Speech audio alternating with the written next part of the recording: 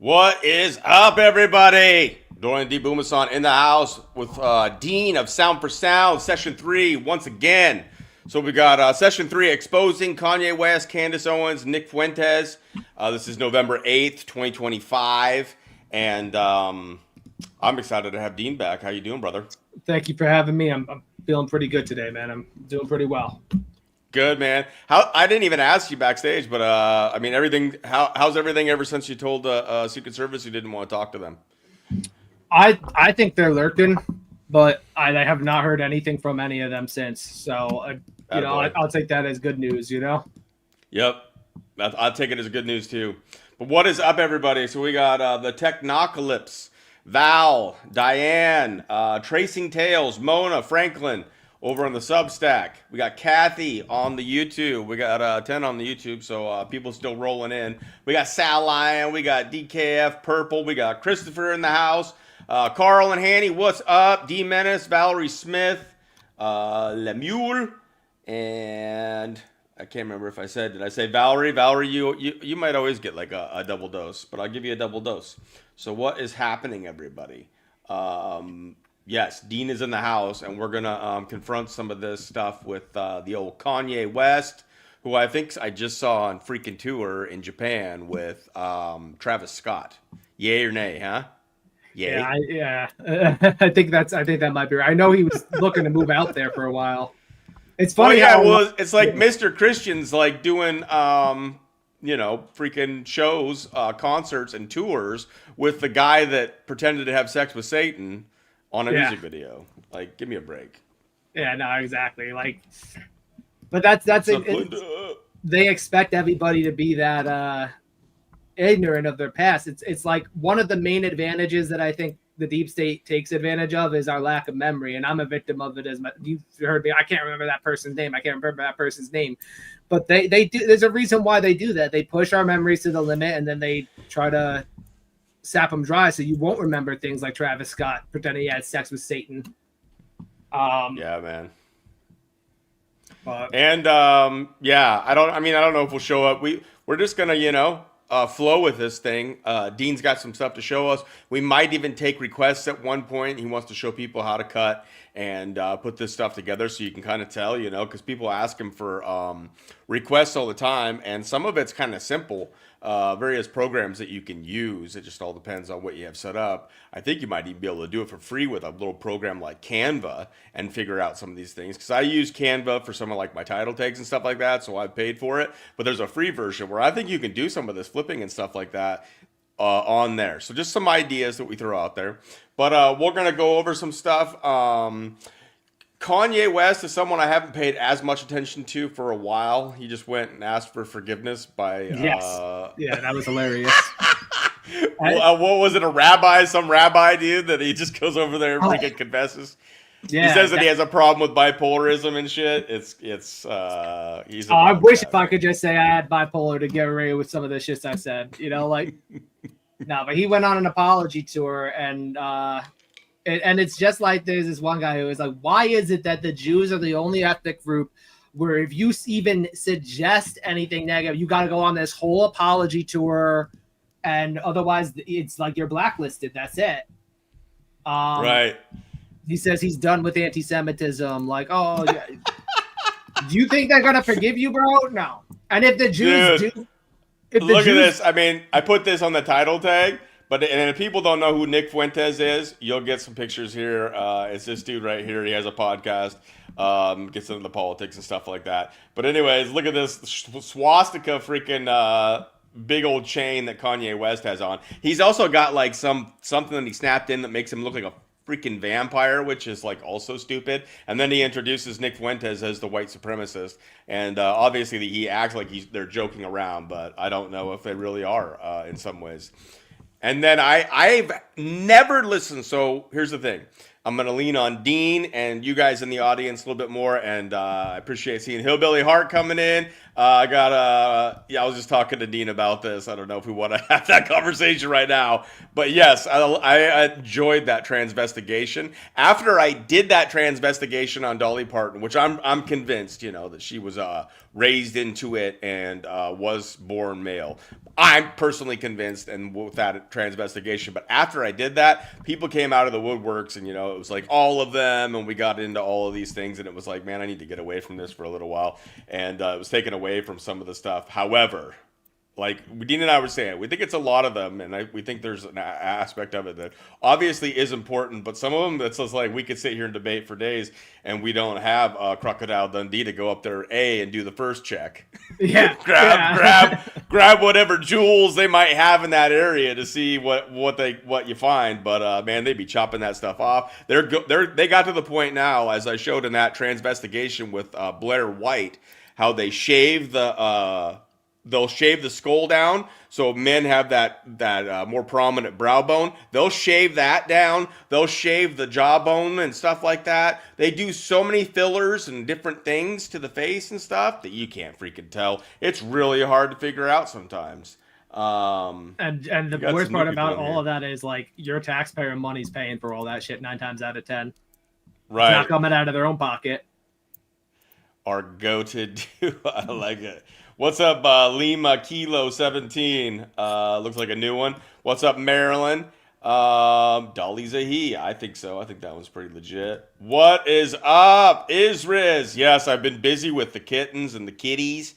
Oh my goodness. And it's going to start getting a little bit colder, so some more of them might start coming in the house. I could show some of them right now, but we got to get to work with what we got going on here. But what's up? Hey, you girl. Yeah, man, it's hard to get to everybody. Solana, welcome. Glad to have you all here. Sir Colin Wise, the Wise, is in the house. Let's get started. Carry Red. What do you want to show us to kick things off, Dean? And I know you got your screen up there. You've been doing some flipping and whatnot. But at one point, Dean said that in some ways, he thinks Kanye helped push both of these characters more into the mainstream. Both Candace Owens and Nick Fuentes got boosts by Kanye West. And yes, yeah, I do believe that that's pretty accurate assessment. I mean, and I'm gonna tell everybody flat out, I'm not a huge Candace Owens fan. I'm not a huge Nick. I'm not really a fan of any of these people.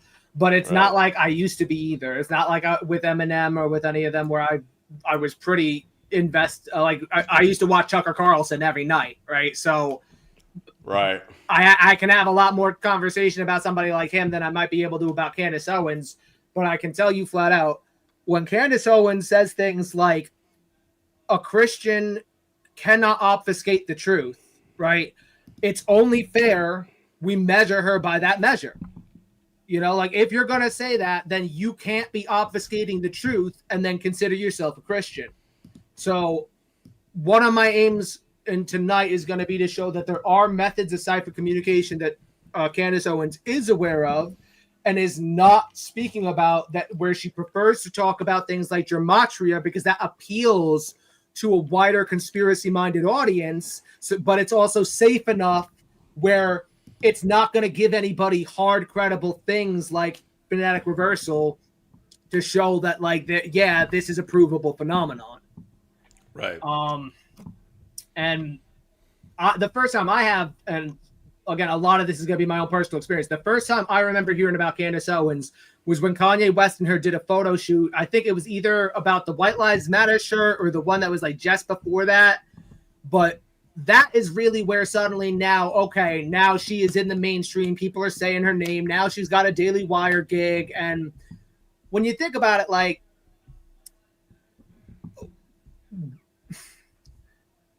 to me, it's just like with Alex Jones. The dude spent 20 years covering up for Israel. He maybe named them very early on or maybe late, like in his career, later in the 90s.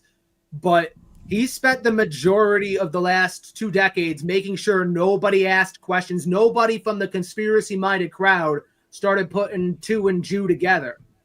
And when it comes down to it, I don't think it's any different. Like he was right about a lot of things, but he was wrong about this because he was being trained and paid to be wrong about this and to make sure that this narrative was not brought up on his show.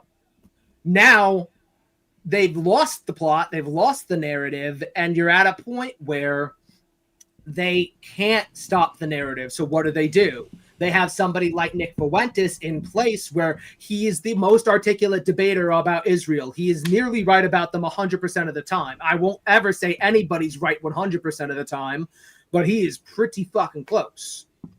So when you see somebody like that who says everything you want them to say, and then they start building him up. Well, the industry tried to shut him down.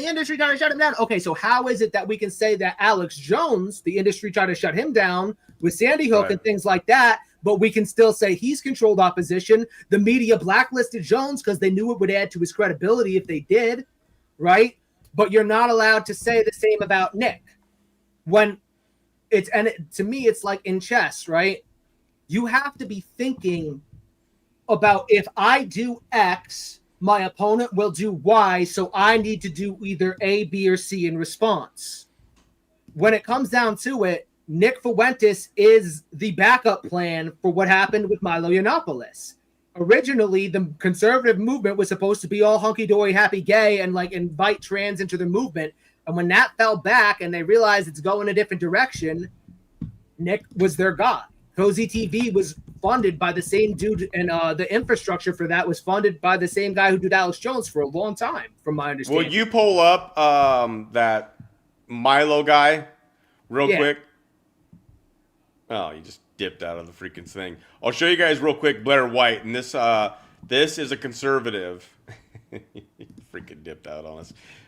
Dude, you dipped out the whole way. What the heck? I hit refresh on the wrong page. It's my bad. Right. Well, real quick, get the thing of Milo if you want to pull it up. But this here, I'm just showing pictures. This is a dude, and this is she, which is actually a he, still has a penis, is a conservative. She the one that I did on Dolly, I showed because this person at the age of 18 made their transition. They did it all on YouTube and became a YouTube star because of it. But holds conservative values, went on and Roseanne. Look, she's doing the 666. Yep, so they've got her doing the 666. This is before and after. So here you go.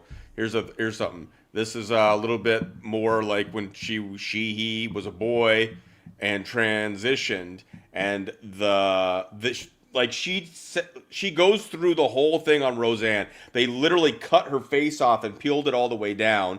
They took down her brow bone, did all these fillers to her cheek, literally took her face off, and did her breast, his breast. And so you see pictures like this, still has a penis. This guy still has a penis. And it's if you didn't know, I'm just saying, it would be tough.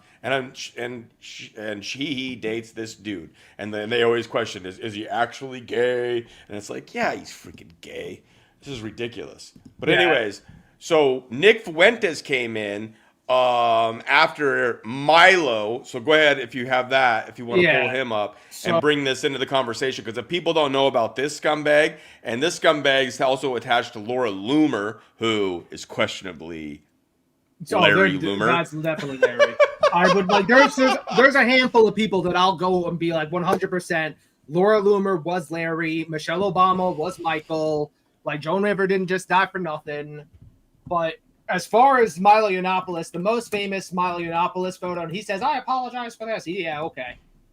He took a blood baptism, and he said it was pig's blood. But you got to remember, to them, humans are pigs, right? So Laura Loomer and him, I got it up on screen here. They took photos together before and after this, and I've done this solve on my account before. But this photo was one of those things where the cult was having a ha-ha. Is my screen being shared? You don't have anything pulled up for me to put on the screen. Oh, that's my bad. I'm hoping that this isn't going to fuck up.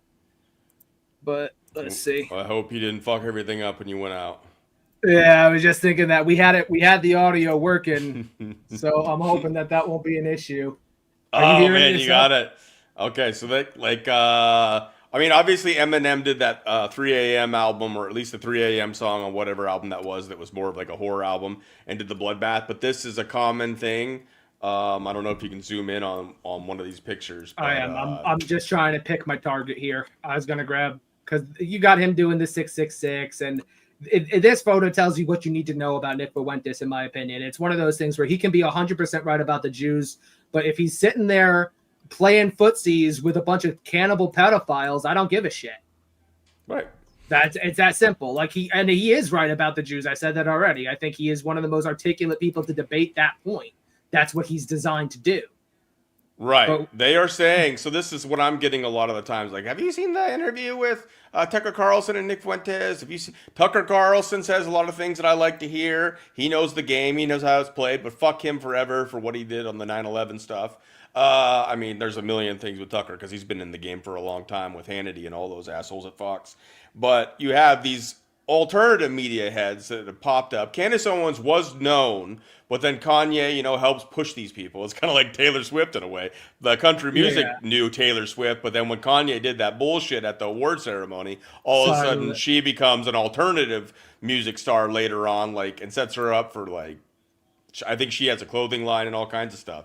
Anyways, so what we're here doing, if some of you, I don't know who that account was that was asking if they were getting clickbaited or whatever, but what we're doing here, because we see a lot of people break shit down, and obviously it's a little bit more obvious when they do the certain hand symbols and they have the bloodbaths and all that bullshit that they like to do. But when you start breaking down the photos they purposely put out because of how it's framed and because of what it does and communicates to the cult, this is the kind of stuff that Dean breaks down all the time.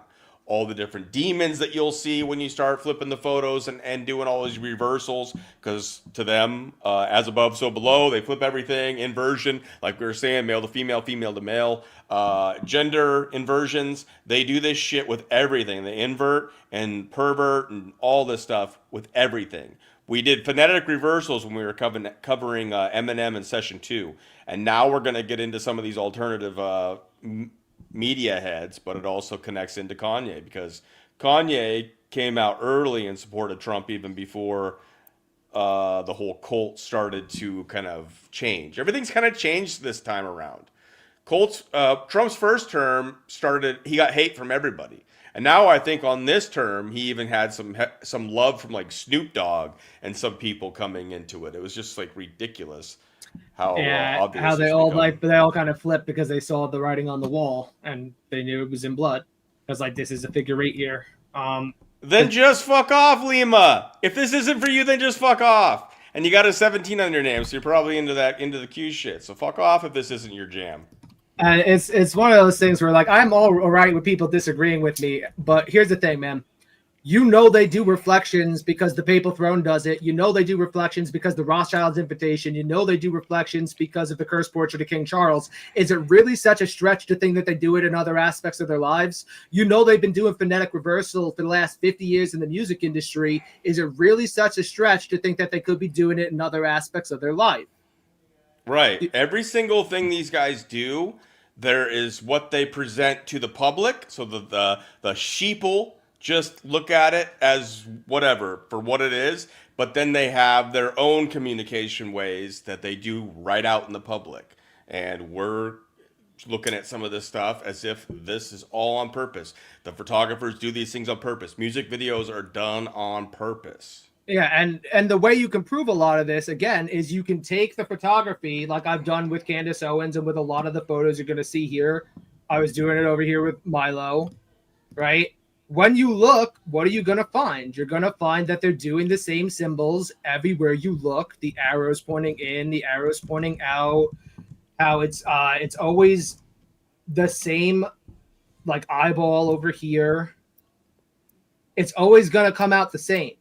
And when you look and you start repeating the process, this is a figure 8, you'll start finding them because they use the same handful of symbols over and over again. When we take something like phonetic reversal, I'm hoping this will work, right? When Kanye West says something like, I forgot what fear is, I forgot what fear is, I forgot what fear is, I can take what he just said and flip it. And that comes from this song right here, in case you're not familiar. Forget what fear is, I forget what fear is. I forget what fear is, I forget what fear is. I forget what fear is.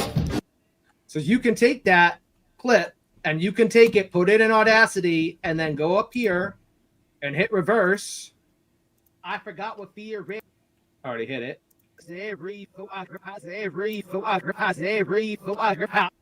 And you can slow it down if you can't hear it.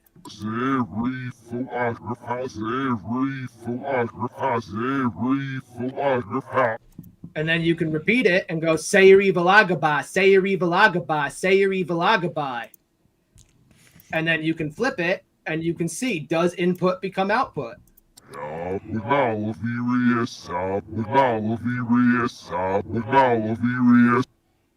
Yeah.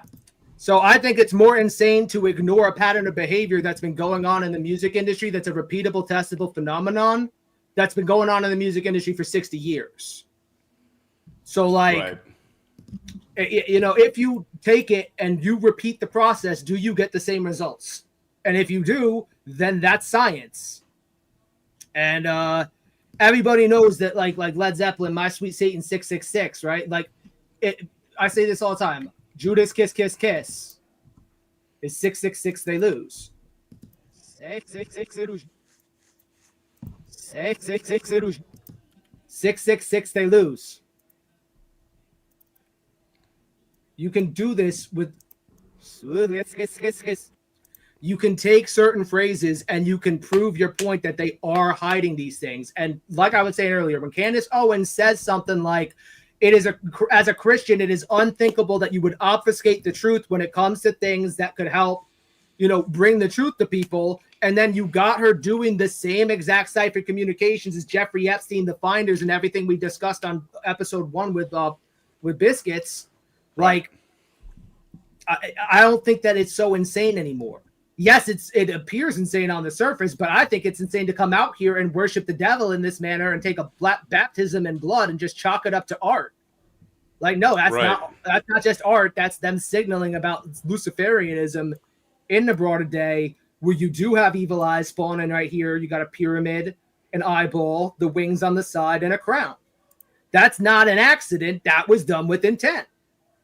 And And people just go to your channel, they'll see that you've repeated and repeated and repeated. So anybody that's seeing this for the first time, yeah, sure, you can doubt. We're not telling you just take everything at face value. But he sits here and repeats and repeats and repeats and shows this shit. And that's science. It's a repeatable method. And after a certain point, it becomes irrefutable that there's intention behind that process. Like, I mean, before Pizzagate really kind of started to get exposed, even though they sent in their gatekeepers, like Liz Crokin said a lot of things that people wanted to hear, but you find out she's just a gatekeeper and she's not going to expose people like Richard Branson.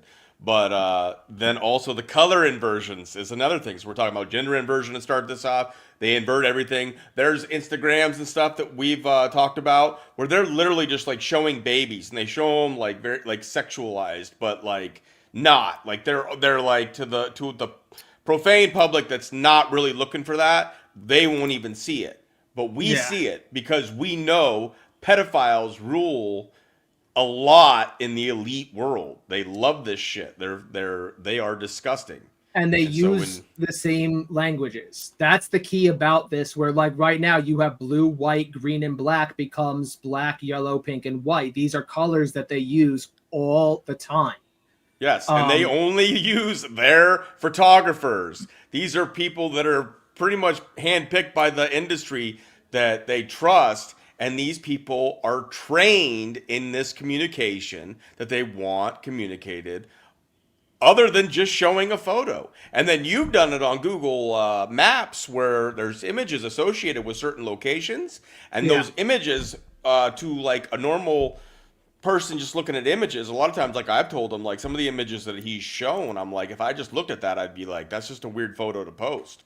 But then when you start flipping and looking at it and some of the stuff that it says with that photo, maybe has a child in it or something strange going on, it becomes like, wow.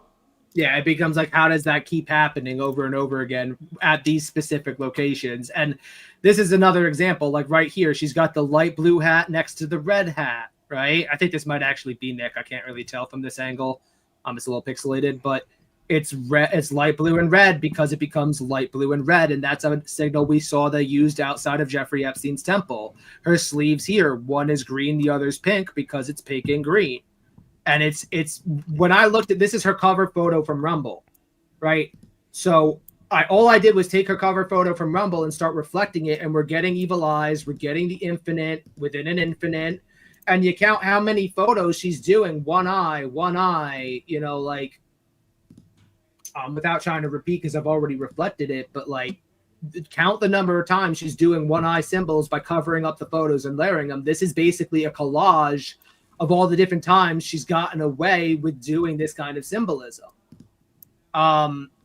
So to me, again, back to Candace Owens' own words, if you know something, say something. You can't just sit there, call yourself a Christian, and obfuscate truths that you know could be used to stop cannibals from trafficking children. And I don't care if it's Charlie Kirk, because again, this is one that I just found today. I've done hours and hours of Charlie Kirk photos. I saw him and Candace doing this, and he's curving his tongue, so now it looks like he's got a forked tongue. And right there in the fucking fence, boop. What's that? Eye, nose, mouth. And now you got the horns here. Like, that's not an accident that you have the hourglass right here. It's in green and black because it becomes pink and white. And he's wearing blue and white because it becomes yellow. Like, this is, and it even looks like he may have some kind of Kabbalah thing going on here. I didn't notice he had the red on, but there's that light blue again. They do that all the time. And all it takes for people to understand it is to go in, scrutinize their images, and then see if you get a consistent pattern of behavior. After a certain point, it becomes so self-evident that you can't chalk this up to coincidence. Right. And I just want to stress again that most people taking these photos are often skilled in this, or you can take a photo and then obviously you can crop it and make it into so that you know that you're communicating what you want to communicate, to show that you're in the club, that you're, no matter what their message is to the people. That's what I'm saying. Like, so many people were like, I even watched Stu Peters, and if anybody still trusts Stu Peters not to be a controlled op son of a bitch, then I don't know where you've been. But Stu Peters went on with the Hodge twins, and there was almost very little in that interview that I didn't agree with that he was saying. I was like, damn, he is saying some things, and I'm like, yeah, but you're never going to get me to trust him, because that's what they do. They use truth to get your trust.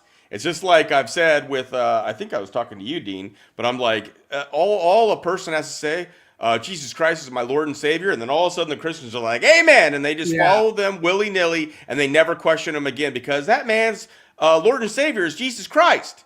And that's exactly. And then they think that is, it's just like in their brains, they just commit to it.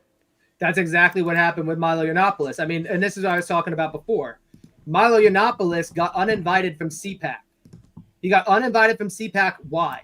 Because he said an older man having sex with a child is a rite of passage for any homosexual.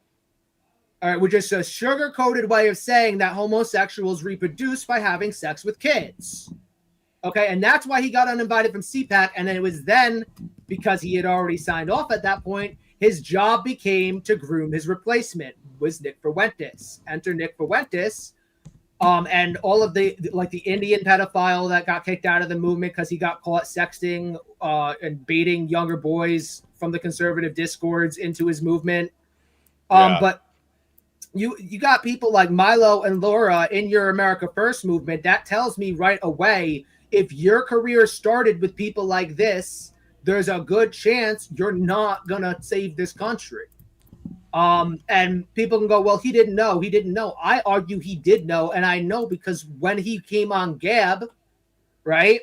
Everybody forgets Andrew Torba gave Nick Fuentes in America First $20,000 so that they would come and they would do a couple photo shoots. And then when he got kicked off of Twitter the first time, and Nick got banned from Twitter before they reestablished it, before Elon came in and bought it out and all that and saved the day. Right. So get this, Dean. Because Dean's had all kinds of stuff happen to his Rumble channel. He's had one come down. This is the first time that I've had. So StreamYard just went down. I just popped StreamYard back up. So I see Mona and Diane rejoining the new Substack that is. So Substack, StreamYard, whatever. There was a disconnection, and I had to reset up a new one. So I'm going to have to take that video down and repost this in full on Substack when we're done here. And now some other people are saying they're getting kicked out of Rumble. So they might be, as in the three-letter organizations. I mean, the Secret Service is trying to get a hold of Dean and make him come to some meeting. And he's like, nah, I mean, make me. Like, give me a break. I've told them at this point, like, yeah, they can arrest me. I'm not worried about it at this point.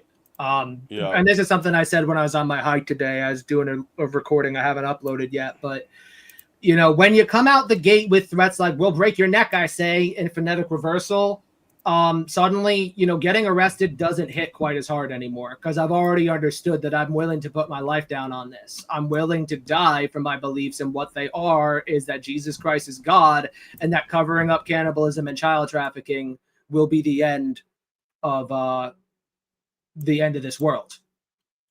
I think that when people en masse look the other way for ritual human sacrifice of children, you will be judged by antediluvian standards, which is to say, when you look the other way and you see your neighbor sacrifice a child to Moloch, you will be set down beside them and you will get stoned next to them.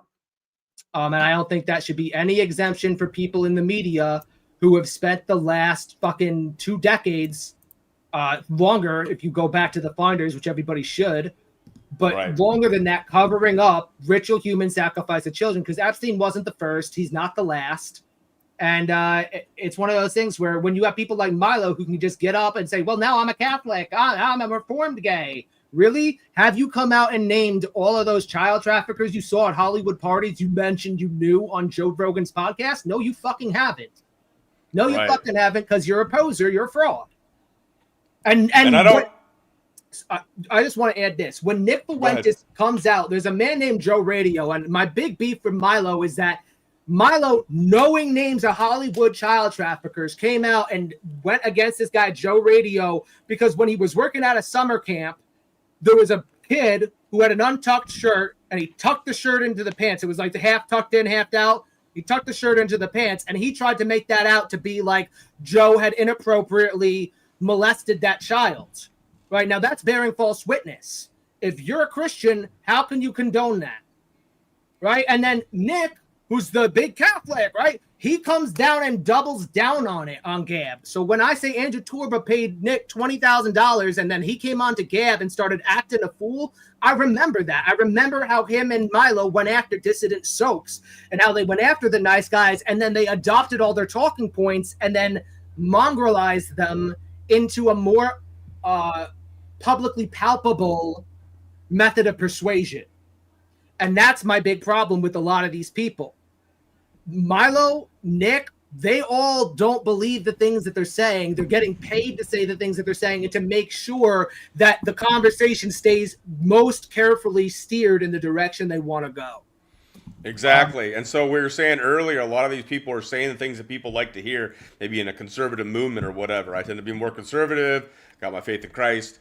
You don't have to agree with all these things or whatnot. But these people will say a lot of things that we want to hear, because some of the stuff's becoming obvious, whether it's the Israel control over a lot of American politicians, and then with the wars and bullshit that's going on and the crap that's happening in Gaza, the continuous wars in Ukraine with Russia. Anyways, you don't have to believe everything that is said here. I kicked out the asshole that was making remarks. I've been waiting for a smart. If you have smart objections to this stuff, then great. But if you're just going to write it off and talk shit and whatnot, not come up with anything educated or any questions that would, be a challenge to this, then go for it. But if you're just going to talk shit and be a dumbass, you're going to leave the chat. However, what was just being said by Alex here, you cannot trust. This is what it comes down to.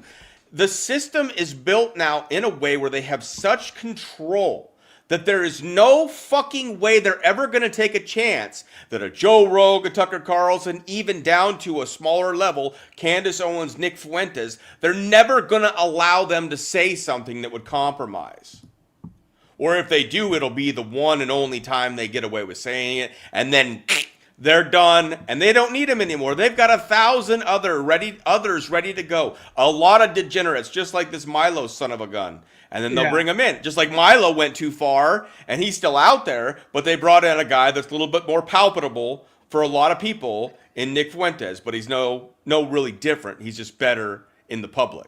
Yeah. But they'll say what you want to hear. They will gain your trust, and you'll think they're fighting for him, and you're less likely to then you go and get involved in something because you think somebody that is much higher up and has much more power than I do is handling things, which is the problem with especially America. It's all over the world, but anywhere where media controls the minds of people so powerfully, like America, Canada, some of these countries, happening awful over in the UK, Germany, some of the things that are happening with criminals that are being released. Alessandra was showing some stuff. It's just horrendous what is going on. But if you keep believing in these people, they'll say what you want to say, but where's the fucking action? There's no fucking action being had with any of these people. They have the millions of followers and dollars to make organizations, to create third-party, independent, whatever it is, whether it's to go after the child trafficking, to search the internet for porn, like child porn and all this kind of stuff. There's accounts that I've followed on X that have pointed out all the child porn that exists on that platform that all these conservatives, MAGA, think is a free speech platform, and it's not. Just like Rumble is not a free speech platform. They might let you get away with more than some of the others, but they're taking down Dean's stuff as he's pointing certain shit out. He's not even a big account. Why would they even bother? They when somebody catches the way that they speak to each other, it's a problem. And if you had people like Candace Owens and these people pointing out the stuff that Dean is on that level and saying, yes, this is legit, how they communicate, it would be so quick to like spread this message and end this bullshit and get people fired up so much that they'd actually fucking do something to improve their country or their local area or to warn their children or whatever it is. And it's the big thing about this where it's like I said, you can't have people like Putin right now. That's a big one. People probably, older crowds are going to know Putin is who Putin is. Many people who are in the younger generation are now kind of looking at Russia like, oh, look, the orthodoxy. Oh, look, they're doing a holy war. Oh, look, like, no, dude. He took his fucking inauguration under a Masonic all-seeing eye. Am I supposed to pretend that this dude's going to be the savior of Christianity? Fuck that. Right. And then he just had Trump come out and was asked something if he's going to heaven or some shit. And he was just like, I don't think I'm heaven material. I think heaven is me being able to be on Air Force One, to hold such high prestige in this Satan's world. The Prince of the Air controls everything here. And this is his taste of heaven because he ain't going to the heaven, the kingdom of heaven. Yeah, no. And they know it. They know it. They don't want anything to do with it. They think that God is a tyrant and that Satan or Lucifer brought them gnosis and set them free. These people have a completely inverted way of thinking about what the truth is. And I don't want to debate on religion and people don't have to believe what I believe. I'm just saying, even if you don't believe in any of this stuff, you're an atheist or you have another faith or whatever, these people believe this. They believe in a Lucifer that was the bringer of knowledge, of good and evil, of life and death, and he is their God. And they do everything to invert and pervert this world. That's why all the genders. That's why the gender inversions without telling people. That's why a lot of the celebrities. Some of these young, there's certain ones where I'm so glad that I was never attracted to them as a young boy. But you looked at certain women and they get you attracted to somebody that's actually secretly the same sex. And then the androgynous Baphomet kind of shit gets in your brain without you ever fucking knowing it. It's the same thing with this. You're looking at imagery that on our surface level, we don't see anything. And somebody could make a claim that it's schizo, but please have a more intelligent way about asking questions and pointing stuff out. Because over and over again, look at that. That's a fucking compass that they got in that one. Yeah, and you got a figure eight here. You got the eyeball here, and I know I messed up the lineup, but it's a black rectangle here. You can see if you zoom in the green and the light red because it's probably supposed to be, an inversion. Like that didn't happen by accident. That happened with intent. and they knew that was going to happen. That's why they darkened back here. Right. It's one of those things where, like, after a certain point, that kind of behavior cannot be a coincidence. And my main issue, again, where, like, I will debate people's religion because I am very religious, and I'm going to tell people up front, I believe that there are many very well-meaning Catholics. There are very well-meaning good people, but you have to understand biblical prophecy does not end at Revelation 3:9. And as a Christian, I would not be doing right to obfuscate that truth from people. It would not be just for me to say that Israel is the end enemy of Christianity, because that's not true. The Bible says very clearly that the end enemy of the end times is apostate Christianity. All right? And when you see things like Candace Owens, like I said earlier, she said you can't obfuscate things and then call yourself a Christian. Okay, Candace, why is it then you're obfuscating how you and Charlie posed for this satanic imagery? Why is it you're obfuscating these methods of cipher communication that are consistently used to cover up child trafficking and ritual human sacrifice? Why is it you will go on tangents about gematria, but you won't talk about these repeatable, testable phenomenons that can be scrutinized and tested? And it's because there are things she's allowed to say, and there are things she's not allowed to say. Same with Nick Fuentes. That's my issue with them. They know a lot more than they talk about, but it's all about the Jews right now because they're preparing for what comes after the Jews and Islam are no longer in the picture. And that's very hard for people to, like, imagine that Islam and Israel, these are two of the most major religions in the world right now, that these two things will no longer be probably in a decade and a half. And that is because the Freemasons, you got to understand, like I said before, you got to understand your enemy. You got to think about chess and think about how we're playing the game. If we move this piece, they're going to move that piece. If we move that piece, they're going to move this piece. Well, the Jews get moved off the board. Islam gets moved off the board. What's going to fill that gap? It's going to be apostate Roman Catholicism that will combine the Protestants and the Orthodox Church under a single banner, a single economy, and a single government, because that's what the Bible says is going to happen. And people like Nick Fuentes and Candace Owens and all the people who have suddenly found their Catholicism on the right, Melania Trump, right after they did that weird picture in front of the globe. Right, with Trump globe hand. I actually haven't done this one. Yeah, this shit. Right? That's how I feel now.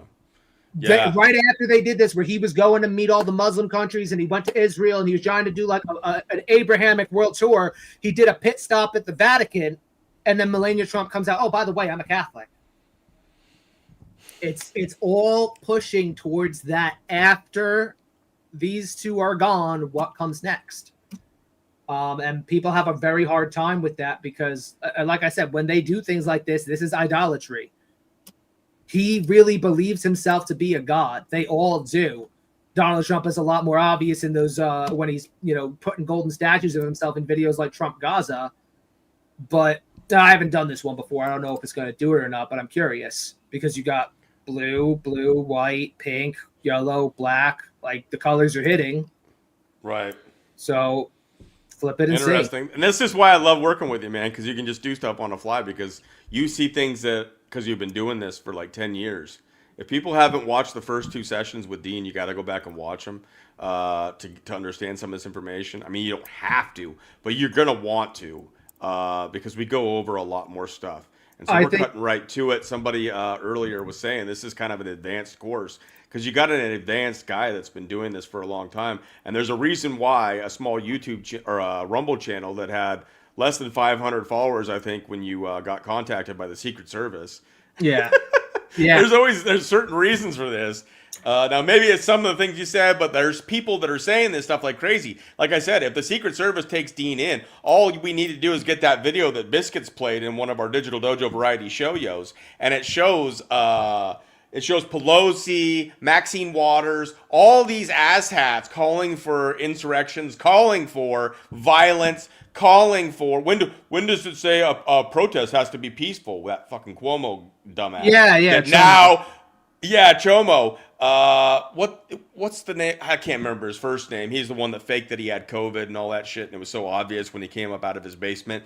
Anyways, that guy has flipped more to the conservative side. Now he's playing the conservatives with a freaking. Well, there's Fetterman too that's acting. Thank you, sir. Oh, I thought that was the guy you meant with the face issue, because I remember he had something where he had a stroke or something. Well, Fetterman, he disappeared. Then he came out, and there was a different guy playing him. And then it looked like they had cloned him or something because it didn't even look like the original Fetterman. But he's taken a little bit more of a conservative stance and is thinking about leaving the Democrats, he says. But there's Cuomo, the news guy that left CNN. And Chris who knows where he's. Chris Cuomo. He's the one that now is saying that he's turned more conservative, and it's just like they play us. They play people like fiddles.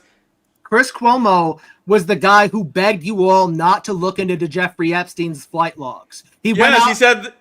Go ahead. He went out when WikiLeaks broke. He said that it is illegal for anybody without a press pass to view those leaked documentations. Okay, so Chris Cuomo has been covering up for chomos and cannibals his whole fucking career. His family wouldn't be where they are if they didn't. And he can fucking sue me. I don't give a shit. I know I'm right on that. You can rename the Tappan Zee all you fucking want. I'm from New York, you faggot. I know what you are. Yeah, and now he's pretending to be conservative. Be aware of that, man. Like, when these people, they play you like crazy. I mean, a lot of these guys like Flynn and Trump, they were Democrats. And then they came over to the conservative side and become the heroes. Like, and they flip-flop, like, at one Tucker point, Carlson, too. Yeah, it's like the Democrat Party when like JFK like was in power. All of it bullshit. I don't even think JFK was a good guy necessarily. Like, I think he played his part. But we can have debates about all that stuff.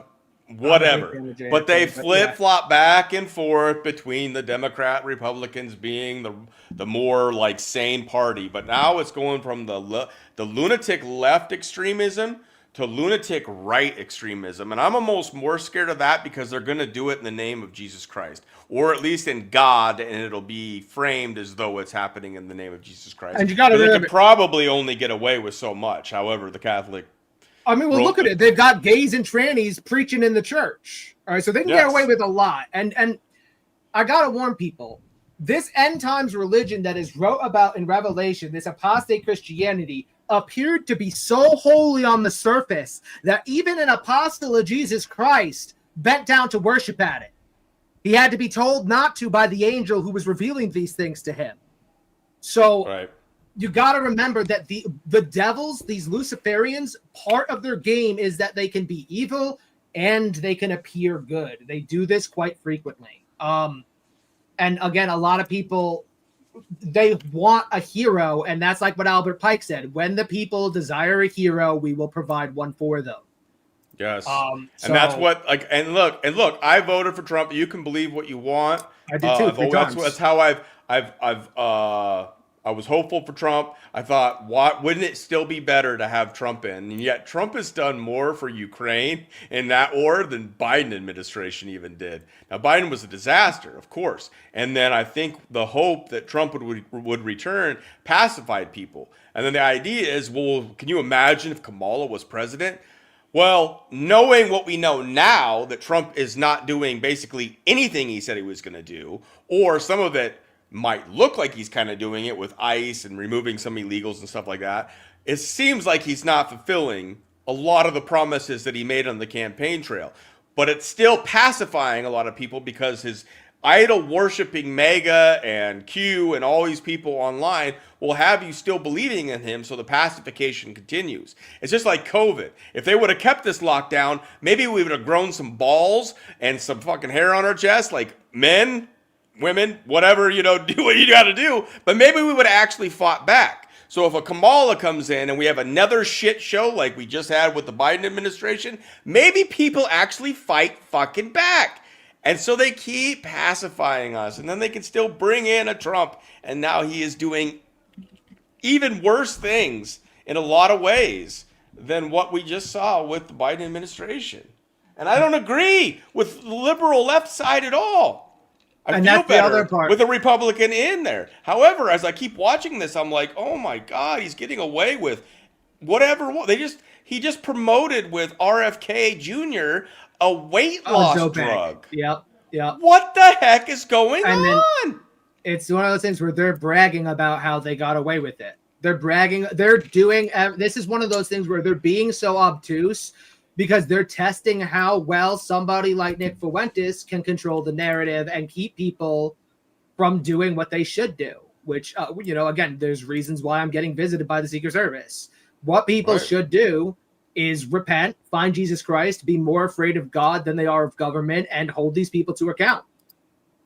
There's a certain line in the sand, and for me, it's always been the cannibalization of children that they've been covering up on Epstein Island. When Donald Trump, and this is something I will agree with Candace Owens, and I agree with Candace Owens and Nick Fuentes on quite a lot, but when she said that, it was over for MAGA when Donald Trump looked us in the face and said Epstein who, that's exactly right. When Donald Trump fumbled that package, that was the end of this administration. And he knew he could fumble this package as long as he made people think, oh, well, it's just incompetence. It's not actual nefariousness. It's not actually like they're really covering it up. No, he's just fucking up. He's not the 5D chess player we thought he was. That's not what we've been saying. He's like a 32D chess player for fucking ages. And now suddenly, well, he's just retarded. No. Right. And the way I've said it when I've talked to certain people, and I did a stream with a Q guy, and I was talking with him. I was like, dude, at this point, if Donald Trump's a good guy, he would want us to actually go against him and fight this bullshit. Like, say he has to play this game and he hates it. Say he's a good guy and he has to do all this bullshit because he's playing this chess. And I don't fucking believe that for 1 second, but I'll entertain it for the sake of the people that are still trying to believe in a little bit of hope that something good is coming from that. Find the hope in Jesus. If that's the case, we still look at this is the longest shutdown in the United States history of the government. We're about ready to see the military potentially not be getting paid like they should. And the military has done some horrible things when it comes to child trafficking, but that's just a select few or a certain part of the military. The rest of them are probably doing what they think is the right fucking thing. So there's a lot to take into consideration, but when we want to break free from these echo chambers and alternative medias and these psyops, as I do often on this channel, and it starts with smaller players like the people that were in the Truther movement, all the way up to these guys have much larger platforms and those pinheads like freaking Nino and all these guys. These guys have millions of followers. Candace Owens, Nick Fuentes. And then obviously Kanye can do the dumbest freaking shit, and he can say some truths, but everybody can write him off as crazy. Like when he was coming out and talking about all the satanic sacrifices, admitting that his mom was a satanic sacrifice, that Michael Jordan's dad was a satanic sacrifice and all that stuff, those things very well might have been the truth, but he gets to say them, and the rest of the world can laugh at him and just say, oh, don't listen to a damn thing he has to say. Well, these people can come out and say the truth. They can name the Jew. They can come out and go up against Israel, but they're playing a part to get you on their team. And then the money that you funnel with your energy, your monetization, your giving, your donations still goes to these motherfuckers that are all plugged into me, to Freemasons, the Jesuits. All this shit is just happening right in front of our faces while nobody actually does a damn thing to stop these governments. And that's exactly what it is. And again, the whole point of this kind of controlled opposition is people are dependent right now on a leadership. They don't know how to lead themselves. And that's why I keep trying to tell people, like I try to tell people, I'm giving you the tools where even if you don't think violence is the answer and you would prefer to contribute to the cause in a peaceful manner, you don't need to wait on the government to tell you who is raping and eating kids on Epstein Island. I have given you the 3 major communication methods that they use, which you can now go and familiarize yourself with: color inversions, image manipulation, the way of flipping, the way I'm doing here with the mirror games, and then phonetic reversal, right? You can go and repeat those processes, familiarize yourself with it, and find out which of my idols, because I'm not going to say everybody in this audience, but everybody out there has idols, basically. Like Donald Trump is an idol, Kanye West is an idol, Nick Fuentes is an idol. People who they feel you can't criticize them because they're saying things that you like, that's a sign of idolatry, because they're not God, even if they want you to think they are. They're not God. They're fallible, and just because they're right about some things doesn't mean they're being completely forthright with you. And this is like, again, one of those things where Kanye West, right after this is his first appearance after that thing where he went out and said, I didn't vote for Trump But if I didn't vote, but if I was going to vote, I would have voted for Trump. And they shut down his concert because they booed him. So they sent him to a fucking rehab center, put him full of drugs. And then the first fucking appearance, they have him in front of this Masonic practice of the color inversions, the black, white, yellow, blue, all of it. It would be interesting to see what it's actually like to just be like in a setting like this. Like the photographers that are there, are they like, okay, just a little, like, are they given like little hand signals without even having to say anything so they can make sure that these guys get like right on the X that they need them to be because they've already framed the shot that they're going to get so they can create the communications they want for the cult? Do you think that's what's going on? A lot of this is it depends on the circumstance because you got to think about things like the cursed portrait of King Charles and like the Obama, the presidential portraits, things like that. When you see things like this, when you're looking at this photo, whoever took this photo, they only needed to know that this wall was here. And you see how they cut the image so that they didn't cut it out to here, right? They could have cut it where they went out to this line and framed it so that you could only see that and cut that out, but they didn't. They put this part here because they knew people who would know that this is a mosaic and it's meant to be flipped at itself because it's a totem. Things like this, right? This line right here. This is something that most people don't understand because they don't think in these terms. And I'm not trying to be critical of people who don't. You haven't been trained. You need to understand that there are people who think in these terms. Seeing a line like this, where it goes down at an angle, that to them is a dead giveaway. And when you keep seeing it happen, when you look carefully and you see how many times you see lines that are coming at an angle down, that is a definite key tell. And then you combine it with there's a reflection in the door of the elevator, which is a hint to them that there is a mirror game going on. And then you have the color inversion where he's wearing blue and white in front of yellow and white, and he's wearing black and yellow because it's Saturn worship. This is the colors of their god. And they knew that's enough for the people in the cult to hint at this. What they'll do though, they'll take like 100 photos. They'll take, because they have photos that are like flutter they take like a 1,000 shots at once, and then they'll skim through them and they'll get, okay, which ones are the best? Which ones do this function the way I want? And those are the ones that if I go to Google, I'm going to find. So that's part of the reason why I say, like, not every photo is going to do this, but it's weird how the people in the media, whatever it means, New York Post, Washington Post, it doesn't matter, right, left, dichotomy, I don't care about that shit. But every media outlet seems to only use photos that are doing this. And that's when it becomes a pattern of behavior and suspicious.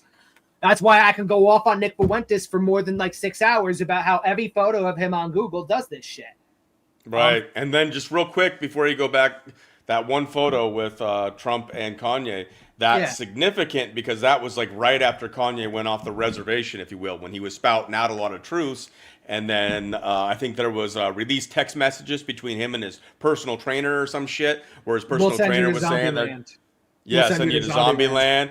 And then he disappears, comes back, and he has blonde hair. His mind's been bleached out. And then he's standing next to the Trump that has the golden hair. Now you see Trump that has golden hair. You see a Trump that has silver hair. You see all kinds of different kinds of Trumps.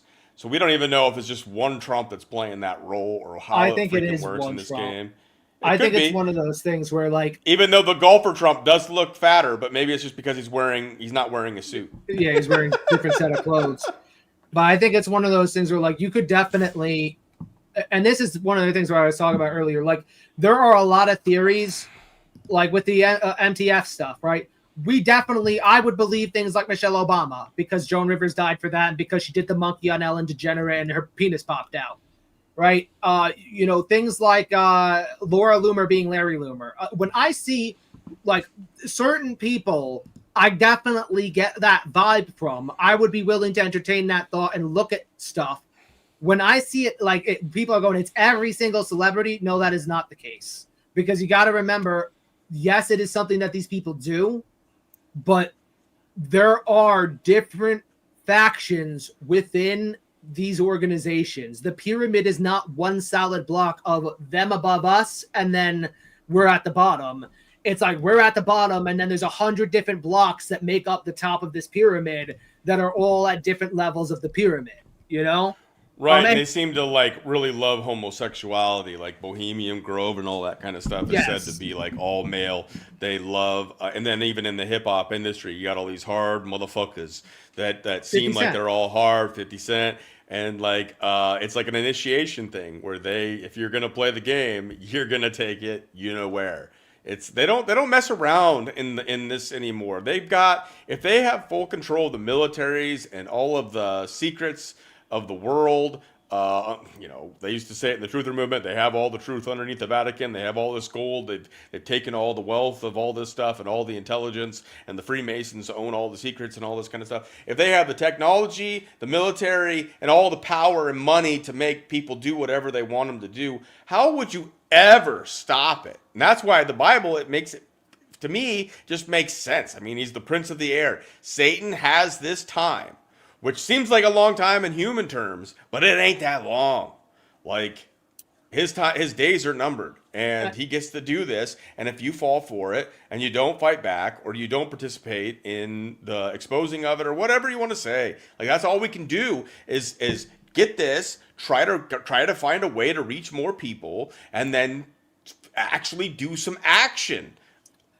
Whatever that looks like, I don't know. The time will call and tell for what it is. God will lead that, but everybody has different gifts that they bring to the table. This is something else that I'm saying. For me, I'm good at doing image flips. I'm good at seeing the exposure gimmicks. I'm good at finding how they hide things in the sound and phonetic reversal. For other people, maybe gematria is more up their street. Maybe they do understand the number games a little bit better. But the trick here is, are you taking action? Are you actively in the spirit? Are you praying? Are you protesting against this in any form or fashion? Because I tell you, when Nick Fuentes puts a fucking pyramid up here and there's an eyeball in the center of it, that's not a fucking accident. That is because he's doing all seeing eye games and because he's part of the cult. And when you have people like this, when you follow people like this, you're spiritually consenting to them doing these things to you and to your people. And we have to remember, we can't subscribe to idols. We cannot allow ourselves to get caught in that. And how do we not get caught in that? By rather than waiting for some heroic figure to appear, by taking matters into our own hands, and that may be peacefully or otherwise, depending on where you are and who you are, and taking an approach that is what you can do to contribute to exposing these things. Because the bottom line is, everybody is at a point, like 10 years ago, you could not talk about the Jew. That was the taboo. Now we need to take it to that extra step and say, we need to address the esoteric elephant in the room.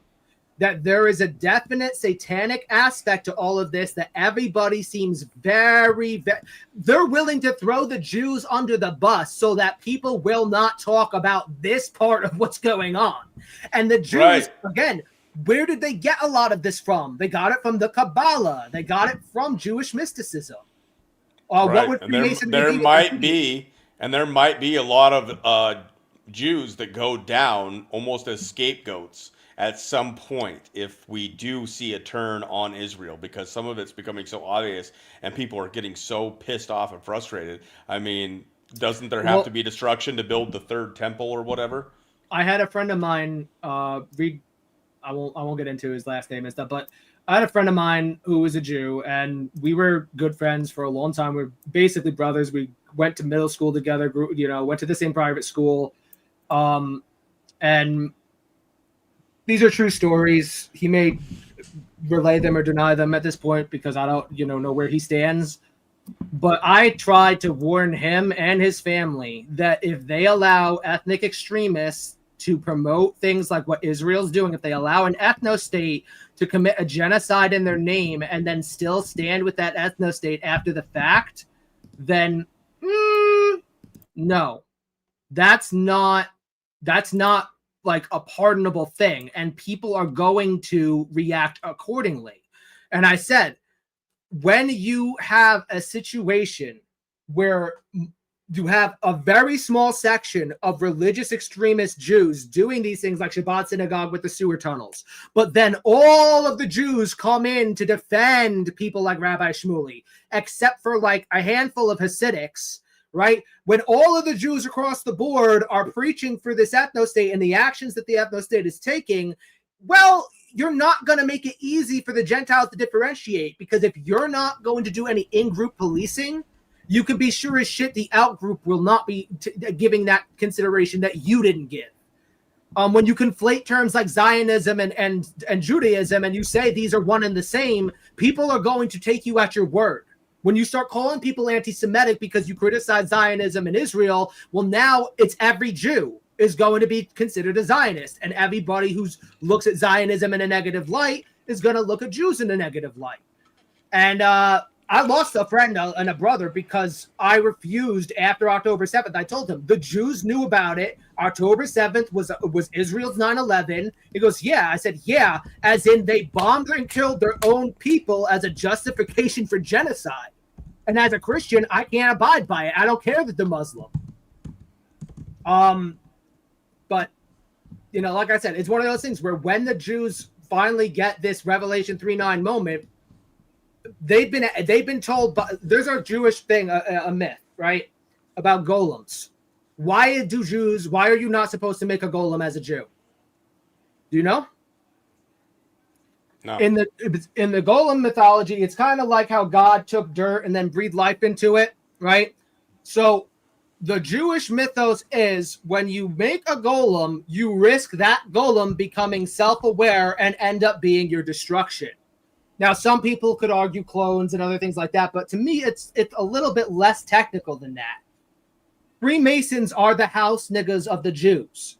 They take it up the ass because they are sodomites who have sold their souls to the devil through demonic possession rituals many times. Not all of them, but there are enough of them where, you know, we don't need to have secret societies in the year 2025. But when the Freemasons start advertising in Israel with people like we talked about Madonna pointing out to the crowd, not everybody's coming to the future. Not everybody's learning from the past. Not everybody's coming to the future, right?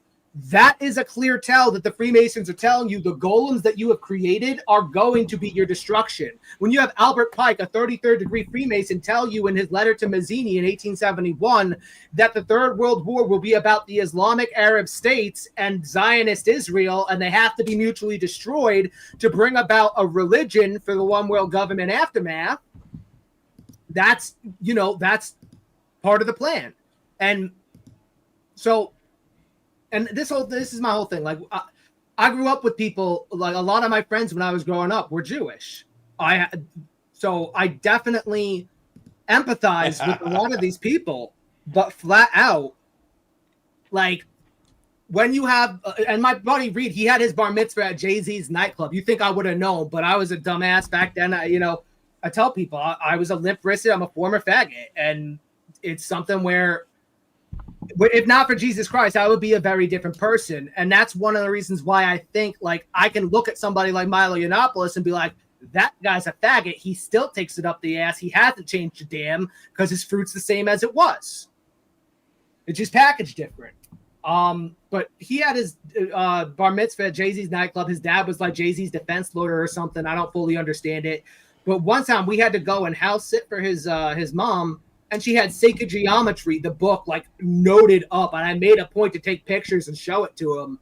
I don't know if I still have those photos. It was like 3 phones ago. But, it's when you find them, even like this is somebody who was like one of my best friend's mothers was doing this nonsense, was getting involved in this esoteric occultism, this Freemasonry, right? That becomes a concern. And it's like, Jews need to very much consider, and they need to make up their minds real fucking fast, because it's probably too late at this point. Where do they want to stand? Because if you're standing with ethnocentric supremacists who believe that because you guys say you're God's chosen people, that you have the authority to rape girls as young as 3 years old, sorry, that's not going to fly. You're going to get grouped up with chomos and pedophiles, and you're going to get rightfully persecuted for that. You're not free from criticism just because you're Jewish. And Nick Fuentes isn't free from criticism just because he criticizes the Jews. That's what I stand on. You know, just to bring it. We'll have to pull up some of the stuff that you have on Candace, and there's been lots of great conversation in all the chats. I wish I could pull the Substack over. Some of you are saying that. Is Candace's husband a Rothschild? I haven't. That's the first I've heard that. I'm not. Yeah. Like I said, I'm I not haven't sure. followed her too carefully, but he definitely is Israel owned. It seems. But Amy here. Been talking, saying that a lot of what we're talking about now is the same stuff they've heard for years. And I asked her, well, what is your answer? Civil War.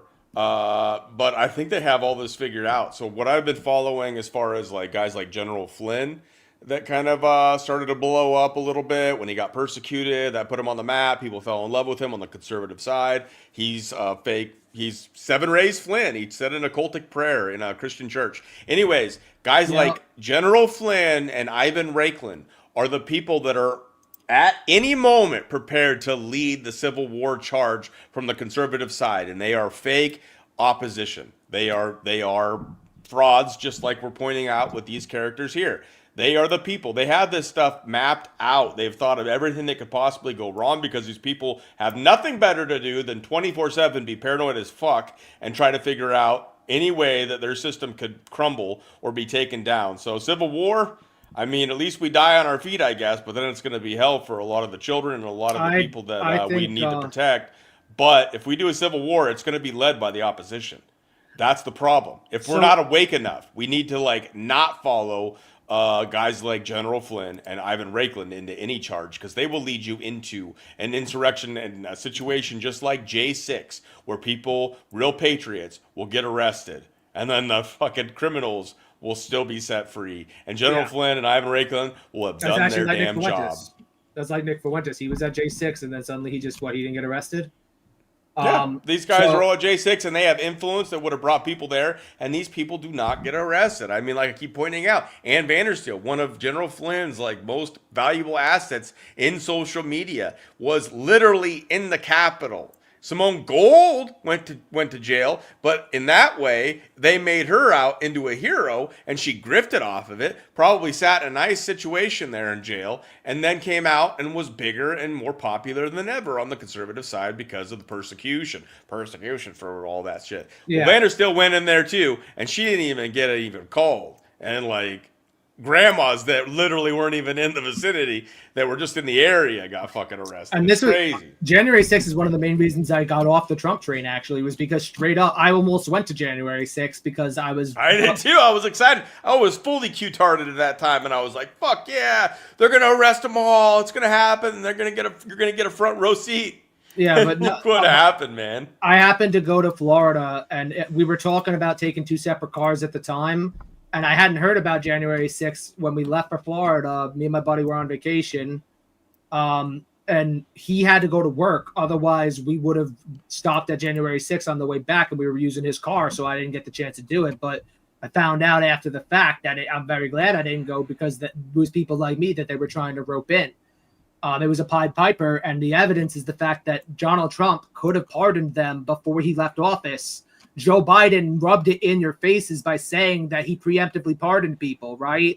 Nixon preemptively pardoned people and set the precedent that you could do it, right? Or sorry, it was his predecessor, or his follower, the person who came after him who did it. But the preemptive pardons have always been on the table, but he didn't do it because he wanted to use them as a political tool so he could get reelected and go, I'll save the January 6ers, I'll pardon them all, right? Like, that's a problem.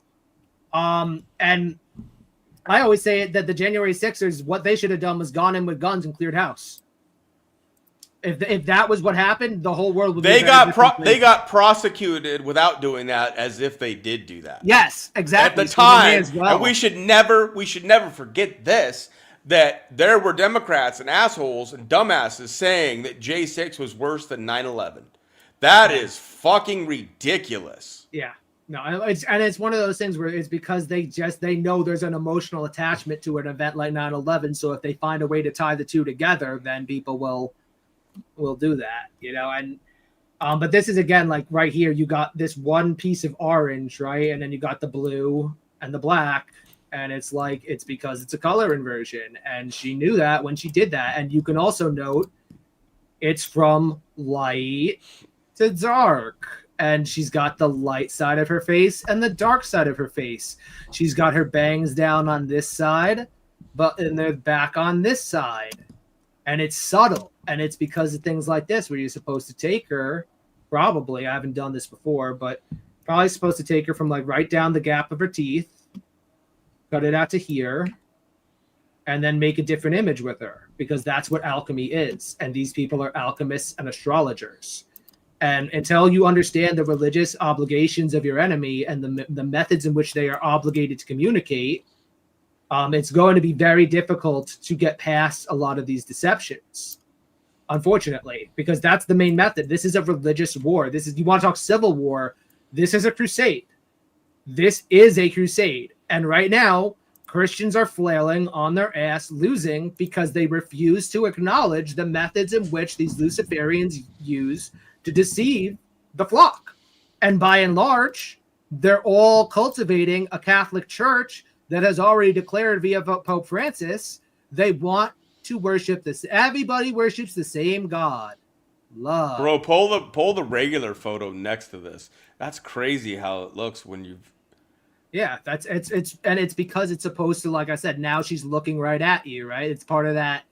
It's a different like method where it looks kind of like she's looking at you, but you can tell she's got her shoulder down on one side, it's higher on the other, and the dark side is higher than the light side, right? So when now she's got her shoulders even, and now she's facing you directly, and it changes the image.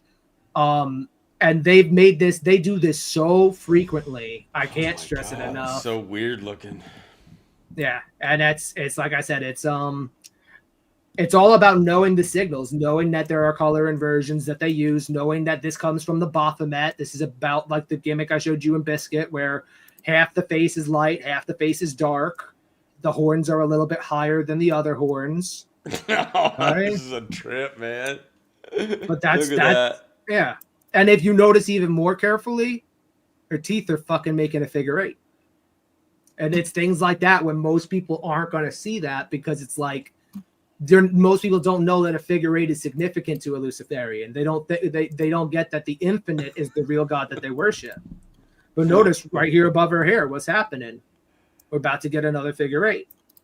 And this is that thing where it's like, you know, I look through, like, people go, how do you vet your sources? How do you vet your sources? This is somebody that came up with, what's his name? The hell was his name? He's some dude on Rumble. I don't even watch him, so I don't remember his name. But I got somebody complaining to me that I don't vet sources, and it's like, this is how I vet sources. I don't listen to what they say a damn if they're doing shit like this, because I know they're lying. I know she may say a lot of things that are absolutely true because that's her job, to convince people and keep them on her side. But flat out, if she's doing shit like this, where this is an orange chair on purpose, and that there's this light right here on the painting as a signal, and then you've got the light on this side of the face, then she's promoting holograms at NASA and things like that. Well, I'm even in the studio. You know, like, things like that become very apparent. What she, like, you're gonna tell me this woman doesn't look like a witch right here? No, this is I'm not saying that because she's black either. I'm saying that because she's doing signaling where there's a pink book and then there's a green book. There's a sliver of yellow and it's next to blue and white. And her head is at a slant. The shoulder on the left is higher than the one on the bottom, because that's Candace Owens telling you that this image is asymmetrical and you're supposed to mirror it. And that's kind of like, that's the gist of it. When you start seeing, like, now we have a face right here. Like, that's not an accident with this shit. And again, like, in case people didn't see it, this is a color inversion. Because now you got, like, the yellow becomes the blue becomes the yellow, the shade of green became a purple instead of a pink, but the pink became a green. But that's why they do that, because those colors are significant to Freemasonry. And if you're not familiar, I guess I should probably pull it up. Yeah, pull up the Epstein Island one too. Trace board. Oh yeah, pull that picture up. Yeah, this one, because this is where it all comes from. This is the first degree Freemason trace board, and I know like I should repeat this every time because it's important to cover, but it's one of those things where I've said it so much in the last 7 months. My wild guildies probably know what I'm talking about here, but once upon a time, I used to have this thing I would talk about in a particular dungeon in World of Warcraft, and when I first found it, I was like all hyped up about it, but by the end of the patch, I was sick and tired of talking about it because it was like they were asking me to say it every time we raided, and it's like this is. You were into the World of Warcraft, huh? I was I was into WoW. It might have set you up to be able to do more of what you're doing here now. But we were saying in the Eminem one, we both liked Eminem at one point. Yeah, and it's one of those things. I'll get my Epstein Island in the background, just real quick. Yeah, it's one of those things. See that inversion of the color inversion, and when we're looking at this, so look at that of the Epstein Island. Comes from this. Yeah, this is what they worship. This is how they worship. I'll pull one up of Epstein's temple while I do this one, because I want to show that you can do it from different angles anyway. Because we usually use one that either has the bench like this or two of the benches here. I talk about how this is a woman. It's sometimes portrayed as an L because this is Ishtar. This is a lion because a lion is the chosen animal of Ishtar. People can say that this red ladder doesn't have any meaning, but to a ladder, to a Freemason, has meaning. And we talked about this on episode 1, so I don't want to get too in detail about it. But from this angle, you can see this is a snake labyrinth. It's in the shape of a snake. This is where you find the bull-headed man. How can I do it? Oh, you know what I'll do? I want to just real quick. What do I got to do? Escape here. Yeah, so you see how we get this infinite pattern here? People are probably like, wow. It's trippy, right? Like that is what you're seeing in front of Jeffrey Epstein's temple with these mirror formations. It's supposed to be the echoes of the infinite repeating on themselves, like a mirror facing itself. Okay. So this is again because to a Freemason, the inversion of good and evil, something that most people would view as evil, they view as good. Blue and yellow, pink and green. These are color inversions. The key to everlasting life, which is what green represents to a Freemason, is connected to pink, which is sex or fertility. As you continue to climb the ladder to godhood, which is what this ladder represents to them, you see the woman Ishtar, East Star, because it's masculine, feminine. The Eye of Horus is where you combine them. And at the top of the ladder, you see Ishtar, mother of horrors, depicted with naked children hugging her. So what they're telling you here is if you want to ascend to godhood, you have to be comfortable with raping kids. And then directly below her is a white cube with a black goblet on it because this is the cube of Saturn. And they're telling you, you also have to be comfortable with drinking the blood of children, which is what goes in that chalice, which is why it turns to that light blue right here. That's leaning up on it. And notice, like I said, it's a slant. That slant matters to them. That slant matters to them. That slant matters to them.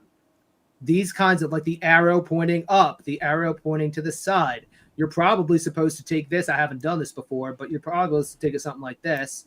Because I just noticed there's a white dot right here. Why is that right dot there? It's because you're probably supposed to take it and reflect it. I wouldn't be surprised in the slightest. But that is because this is telling them about the ascension to godhood. How do you ascend to godhood? You have sex with kids. Oh, look at that. It makes an M. And below the M, there's an eyeball with the arrows of Malak. And above it, there's that W touching itself, which when we flip it, is going to become the diamond formation for the Norse rune of the infinite. I don't know what the Norse rune is called, but to them, it's because it's a figure 8. It's the infinite. It's also why if we keep flipping here, you get a figure 8. And you also get 3-3 because it's 3 and then 3 in a mirror. So this is all something where like, this is how you have to understand from an alchemist perspective. This is the game for them. It's how many religious symbols can you make and how many do you know? Why is the M important to them? Why is the this 3 important to them? Because when it goes 3, 3, it's 33, and because it's M for Mason, Magi, Magic, and the W is for Malak, Ishtar, and the Baphomet. We talk about that quite frequently. And this is the first time you've done this one. Yeah. It's one of those things. People will know I've looked at this image. If you've seen my Rumble, you'll know I talk about this image all the time, but I've never tackled it like an alchemist. If I were to do it again, there's probably something going on in the pixelation here, because you see how this is at a line?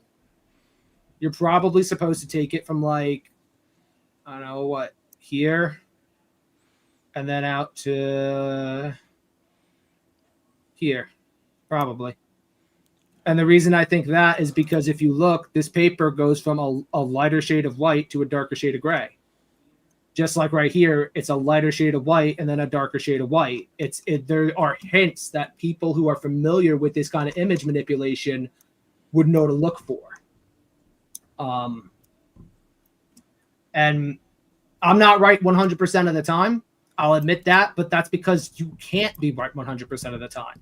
You're supposed to go in and look and test, hypothesize. Don't be afraid to be wrong. That's one piece of advice. It would probably be boring for them if they all could just know what it was real quick, or have somebody that just did this all the time and was just like, yeah, what are they saying? like Kanye, I can see him being lazy as fuck and just being like, bro, what are they saying? Well, it's one of those things where Kanye, like I said, he knows a lot of the things that they do, and they're at a point where, and I say this all the time, they're fluent. I'm semi-fluent. People who are at that level in the industry, 9 times out of 10, the reason why we were talking about how they all are gay and they enjoy sodomy is because sodomy is a primary requisite for demonic possession. That's why alien abductions often talk about anal probes and things of that, because we talked about Aleister Crowley and Lom, which I'll pull up again. Like, this is, when we're talking aliens and demons, they're the one and the same. And this is Aleister Crowley, who is like the high priest of what these people believe in. Today they call us angels and demons. Tomorrow they'll call us something else. And this is what that something else is. So, you think it's a corporeal demon then? It actually has a corporeal form?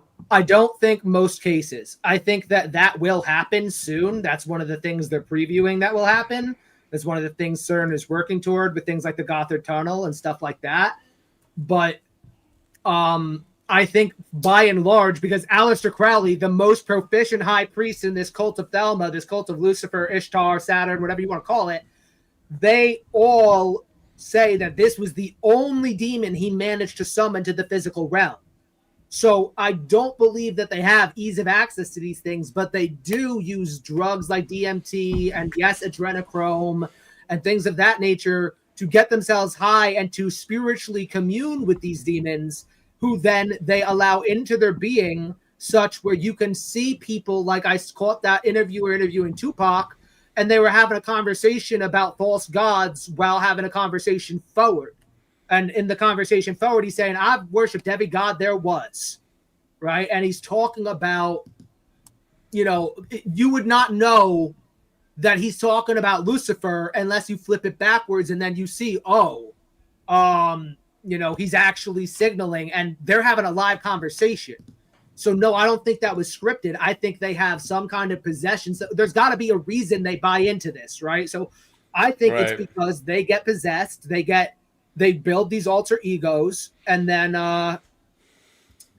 they end up like I said, where they can go out and do these things, and they believe that this is why they're better than the rest of humanity, is because they can flip a sound and they can know that they're talking in phonetic reversal without having to go through the effort of putting it through Audacity.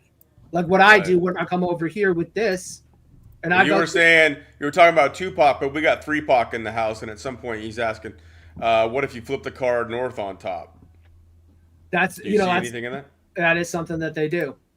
So let's take a look, because rotating an image is definitely something they do to get a different angle. The first thing I'm going to note is now the N is not an N, it's a Z. I don't know what a Z would mean to them, but the W is a 3. And if I'm looking from this, yeah, right here. This is definitely. Oh shit! I didn't notice this. I don't know if I'm gonna be able to get all of these super clear, but there's an entire plethora of demons right here. There's like, oh my. So you see how I was talking about these lines being at a slant? The line is pointing you, and then it ends right here. So you draw it up, and then you cut it down here, and we'll draw it out to right where the ladder starts coming into the picture. All right, so what is it like? Right about here. Because the ladder is also going at a slant. All right, slanted imagery. That when we were at level 900 on Google Maps, remember that one review said the whole room is at a slant, right? So yes, and I know Dean does this fast, and people look at it and like that asshole that was in here earlier. Oh, this is all schizo stuff. I can't believe you guys believe this shit. It's like come with something, man, because like they have certain tells, they have certain indicators, and he finds them. And Prepoc just pointed this out, and it put him into another thing where it's like they have so many different ways that they have done this stuff. It's like if you look at what all were we looking at? We were looking at the Last Supper. We were looking at some of those paintings that were done, you know, like Mona Lisa. Yeah, these guys, there is so much shit in every single painting. You could spend a lifetime, I bet. Just we'll do the Last Supper after this. That's a really good one to point out. Yep, you could take those paintings, and those guys knew this stuff, and they created those things in a way where somebody, I swear, could spend their whole life finding shit in them. So, and that's the point. It's infinite worship. So I'm not going to be able to zoom in anymore. You can see I'm already zoomed all the way in here. But if I'm going to try to point it out here without like ruining the image. If you look, there is a line from like here to here, and then from here to here, and then from here. Dude, I see one on the bottom that's really fucking obvious. On the bottom, more to the left, there is a demon like crazy. Yeah, right here. There's one right here. There's a totem. Yeah, there's a totem, and then there's that demon there at the bottom. Yeah, you got this one where he's got his eye, and then he's got his mouth here, and then he's got his horns like this. So like again, like that happened by coincidence. You got this one where his eye is like this, his eye is like this. And then the third eye up here becomes the mouth over here, right? Like that's what I'm talking about. And again, what do you have? You have this curve, and it's supposed to be like a figure eight down here, where they've kind of put these loops here because what's in front of them, and it's you should like this is an arrow. We see this all the time, and then this is an X, and it becomes an hourglass, right? But I want to, before marking up the image too much where I can't like reverse it.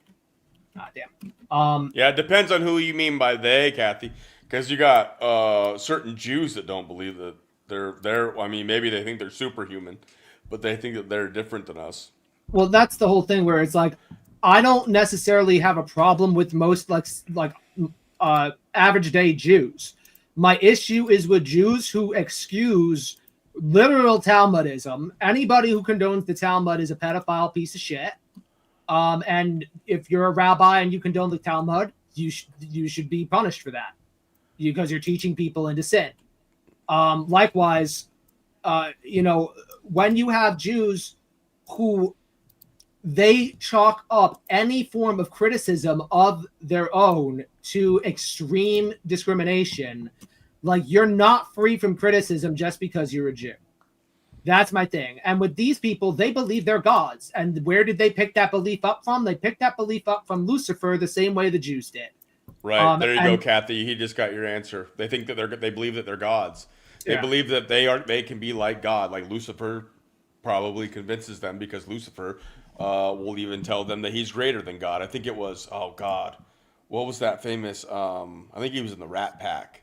Sammy Davis Jr. He was saying that Lucifer's greater than God or whatever. And Eddie Murphy even was like talking about that, about how he turned to him and told him, "Did you know that Satan's greater than God?" And Eddie Murphy's like, "What the fuck?" Yeah, no, because they these believe fucking crazy ass motherfuckers believe that they are more powerful. There's that interview with that rabbi. talking about 9/11, and then they get into how they are sacrificing the children, grinding them up, and putting them into McDonald's food and feeding them to the goyim. Yep. And they believe that they are going to war with God and defeat Him this time. And it's one of those things. That prideful. They are that prideful and delusional.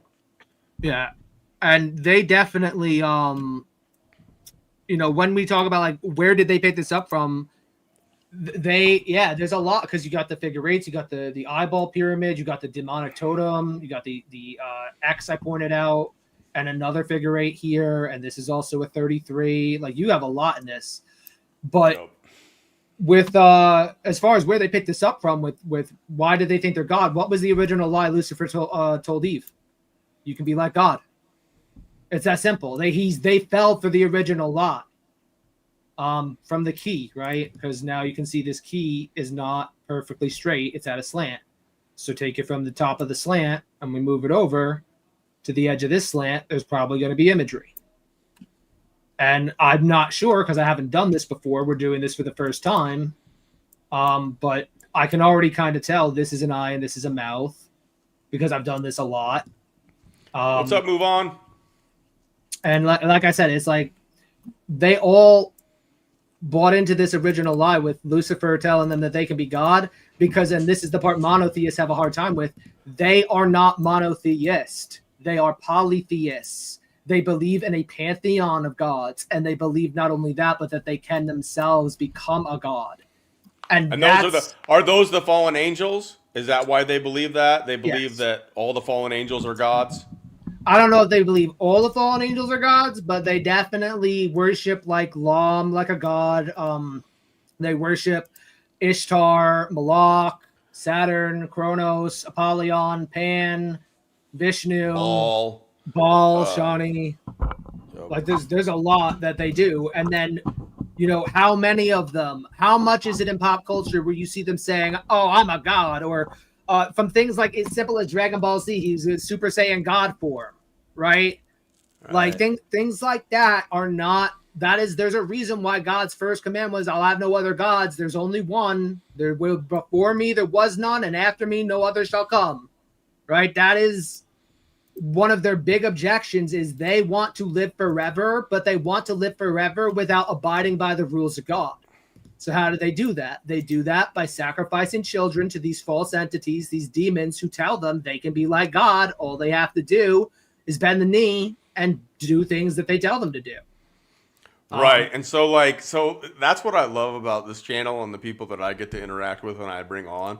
So, a lot of this is very heavy stuff, and it's tough. And a lot of people in the chat are saying they don't get to talk about this with their family, and they're, I get it. We get it. And those echo chambers of those fake people, fake alternative media heads will suck you into those things. But I've had on some synergists. I obviously bring on Sabrina and highlight a lot of her work. But I brought on a guy that is part of the synergist group, I guess. But he gets into this stuff where he's talking about how they're putting sigils into the technology. So they are putting the symbolism.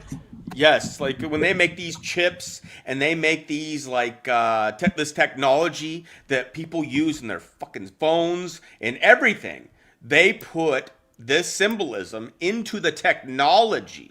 And they have these sigils inside the stuff that we use daily. And so it is in everything. It's not just in art or in painting or in media or in music by phonetic reversal. It is literally in the chips, the technology, the smartphones, the TVs that we have. They put it in everything.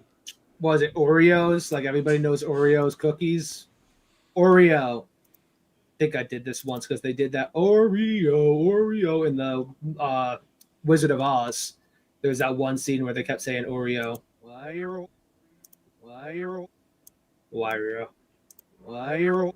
don't know, maybe not. But if you look at the Oreo cookie, I know for a fact, like this is one where you said chips, and it made me think of this. You end up looking, and remember, if Oreo is infinite, right, then this is the Luciferian cross. And when you start getting into the shape and like sacred geometry, like we're talking about earlier, They do it at the macro level where they do things like the layout of Washington, D.C., right? And then they do it at the small microscopic level with things like this arch here, where people may not be able to see it from here. Let me see if I can get a better image of it. But yeah, like this is an Oreo cookie, right? When you take this cookie and you look right here at the bottom, this is a Freemason arch. People just don't understand it because it's small and it's not obvious. But it's all of these different X's, and the X's make arrows pointing at themselves. This is a significant symbol to Luciferians because it's about the arrows of the infinite. And again, like Lucifer's cross is this, except instead of it being a circle, it's a figure 8 at the bottom, which I'll just pull up an image of it because it's but this is a typical Luciferian cross where you have 1, 2, and then it's the flip. So it's everywhere you look, and all of it is a matter of getting people to be dependent on it. Right, and it's a series of yeses. I don't know if anybody's heard of the movie called Nefarious.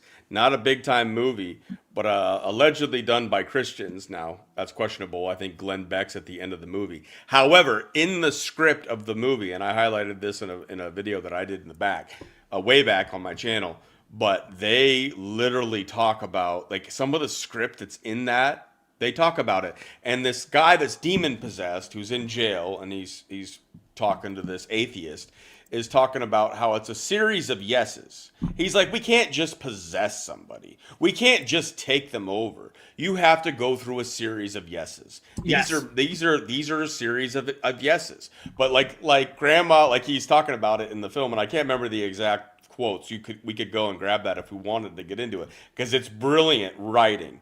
And I think it tells the story of how demons really do possess people. But he's like, grandma brings you a Ouija board and you play with it. That's a yes. That's a big yes. And then later on in life, it's like you get introduced to spirits and the alcohol. Like there's these series of yeses, and once you get to a certain point, we have the right to come in and possess the shit out of you. Yeah, and it's one of those things where like that's why they don't just there's a series of levels in Freemasonry before they just bring you up and go, hey, here we are, right?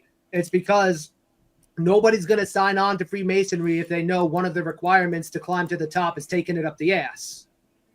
Yep. That is not something you're going to be able to sell most Christians on. People gotta watch that. And I think like you said, it's a series of yeses. They don't just they groom these people into these positions and they scout them to see if they're going to keep saying yes. And eventually, like what the fuck is that? Like that's an X marks a spot and the stones make an eyeball and you got a fucking totem of faces going up and down the where the mirror meets. I haven't done this one before, but that can't. You got a whole fucking totem of faces. Oh gosh. Every once in a while, one just jumps out at me and it freaks me out. Right above that square that you just made, there is a face that is freaky here? as can be. Yeah, but it goes above that where the top line is. Oh, yeah. Like I see it right here. That thing is like a zombie looking scary ass dude. But it's one of those things where it's a lot of ink blotting, but the more you look and you understand the symbols that they use, and when you start looking for it, that's how you catch them. Things like this, where this is definitely a pyramid, and now to most people this could just be a smudge on the camera, but to people who know the all-seeing eye, that's a fucking eyeball. C.S. Lewis has some amazing work. C.S. Lewis, if people don't know about C.S. Lewis, some of the books that he wrote, amazing. Yeah, Wormwood. I think Wormwood. Oh, what's the one? Is it Wormwood? What's the name of that one? I'll look it up real quick. That's one I've heard them. I don't know the reference to that, but that is one that I have heard them use in phonetic reversal, is like Wormwood and Lockwood. I don't know what Lockwood is, but they've talked I've heard multiple artists using Lockwood before. Oh, it was the screw tape letters. And the wormwood is the demon. So like it's like the devil is like teaching his minions how to corrupt somebody. And it's I don't know how he wrote it with like he must have like you have to pray and be covered in in the Holy Spirit, man, because the way that he got into the head of the devil, it's kind of like someone was quoting that earlier. If I were the devil, that whole thing where the guy says what he would do. C.S. Lewis in this book, it's like a dialogue between either I don't know if it's the actual devil or like a higher fallen angel demon that is speaking to a lower class one that has to do the work of trying to convince, or trying to corrupt somebody. And the dialogue is just, it's like, oh my gosh, that's exactly how they do it. Yeah. It's exactly how they freaking do it, man. And that's exactly how it goes. It's over time. They can't just come in and take you, but we're at a point in civilization where there are so many profoundly obvious things in our face that God is at a point where he's punishing nations for not standing up and saying no. And electing idols who all they have to do is, kick the can and pretend they're going to do something about Epstein and then not do anything, right? Like, at a certain point, when your nation consents to this kind of Satanism ruling over it, God's going to give you over to those idols. And that's not a comfortable conversation for people to have. But this is, they go to these private islands because they don't want people to know what they're doing. It's nothing good going on this island. And if the government won't tell you it, it's probably the most abominable shit you can imagine. I got real fucking mad looking at this because I know what it is. And, they are so fucking meticulous with this shit. Where now you've got it in the cloud. And when you do the exposure gimmicks on this, guarantee you there's going to be fucking images hidden in these palm trees and shit. But you can even see it on the mountain. These are ram horns. Like, there's the mouth down here. And just like I was saying before about Oreo versus things like sacred geometry in Washington, D.C., when you zoom in, like here's a pyramid, and at the top of it, there's a capstone, and then there's an eyeball, right? Like when you zoom out, it changes the image. And now it's like this is a cone head with eye, and then there's a mouth down here. Or like this, where you may not see this when you're zoomed all the way in. You may be more focused on the inside and seeing what's going on in here. But when you zoom out, suddenly these two faces become much more visible. Or like this one up here, unless you're zoomed in, you probably won't see it, that it's right between this guy's cone head. There's another one that's very small, but that's how they do it. And, it's definitely something where, like I say, it varies from player to player. They all have their own little twist on things like this. And that's kind of like what I said with phonetic reversal, right? Like, when you have a phonetic reversal and you rap is like going a mile a minute, slowing it down and say it slow is going to change, your ability to hear what it says. Right? So, and if you slow it down even more, now it becomes almost undecipherable, right? So knowing that there are sweet zones for these people, or knowing I don't know if anybody saw this interview with Justin Bieber and Ellen. You brought that up. Was this after he started to make his supposed move to Christianity?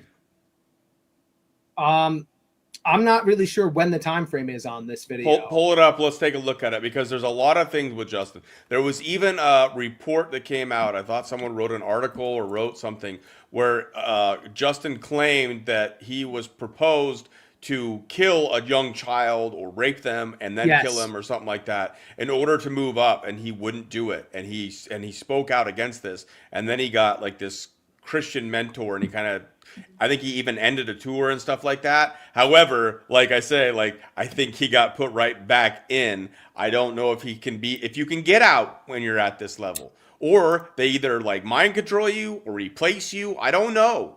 But there was a significant thing, and I feel bad in a lot of ways for Britney Spears and Justin Bieber to a certain extent, because they're parents and stuff often sell him into this. But there's videos of Justin Bieber when he's not even 18. He's super young, and there's like gay dudes hitting on him. Yeah, oh women yeah, hitting on yeah. him. He was the boy It's toy. awful.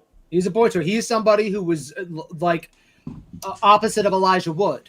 Elijah Wood, his parents, he didn't get a career because his parents wouldn't let the pedos touch him. Justin Bieber got a career because his parents made him let those pedos touch him. And they got paid a lot of money to do that. Now, this is the video where I want to show this. You know, that's actually my vocal. They just chopped it up. Oh, it's not really a synthesizer. It's just No, that. it's just my vocal. So they pitched it up and they like messed with it and stuff. Where are you now that I need you?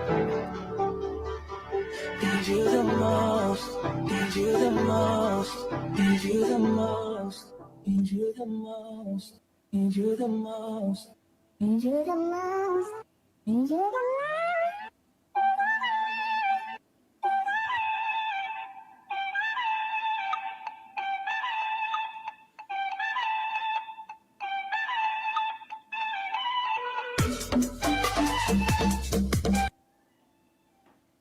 You see what I'm saying with that?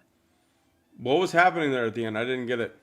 So what they did was they took his vocal track from one song and then they toned it up so high that you can't recognize it is spoken language, and they used it as a synthesizer sounding beat for one of his songs. So this is another method, like just like how I say you can change the exposure to get different images. This is another way of audio engineering where they are planting subliminal messages even down to the beats.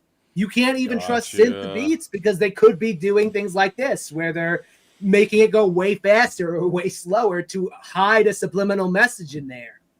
And and she goes, no, that's not true. Shut up.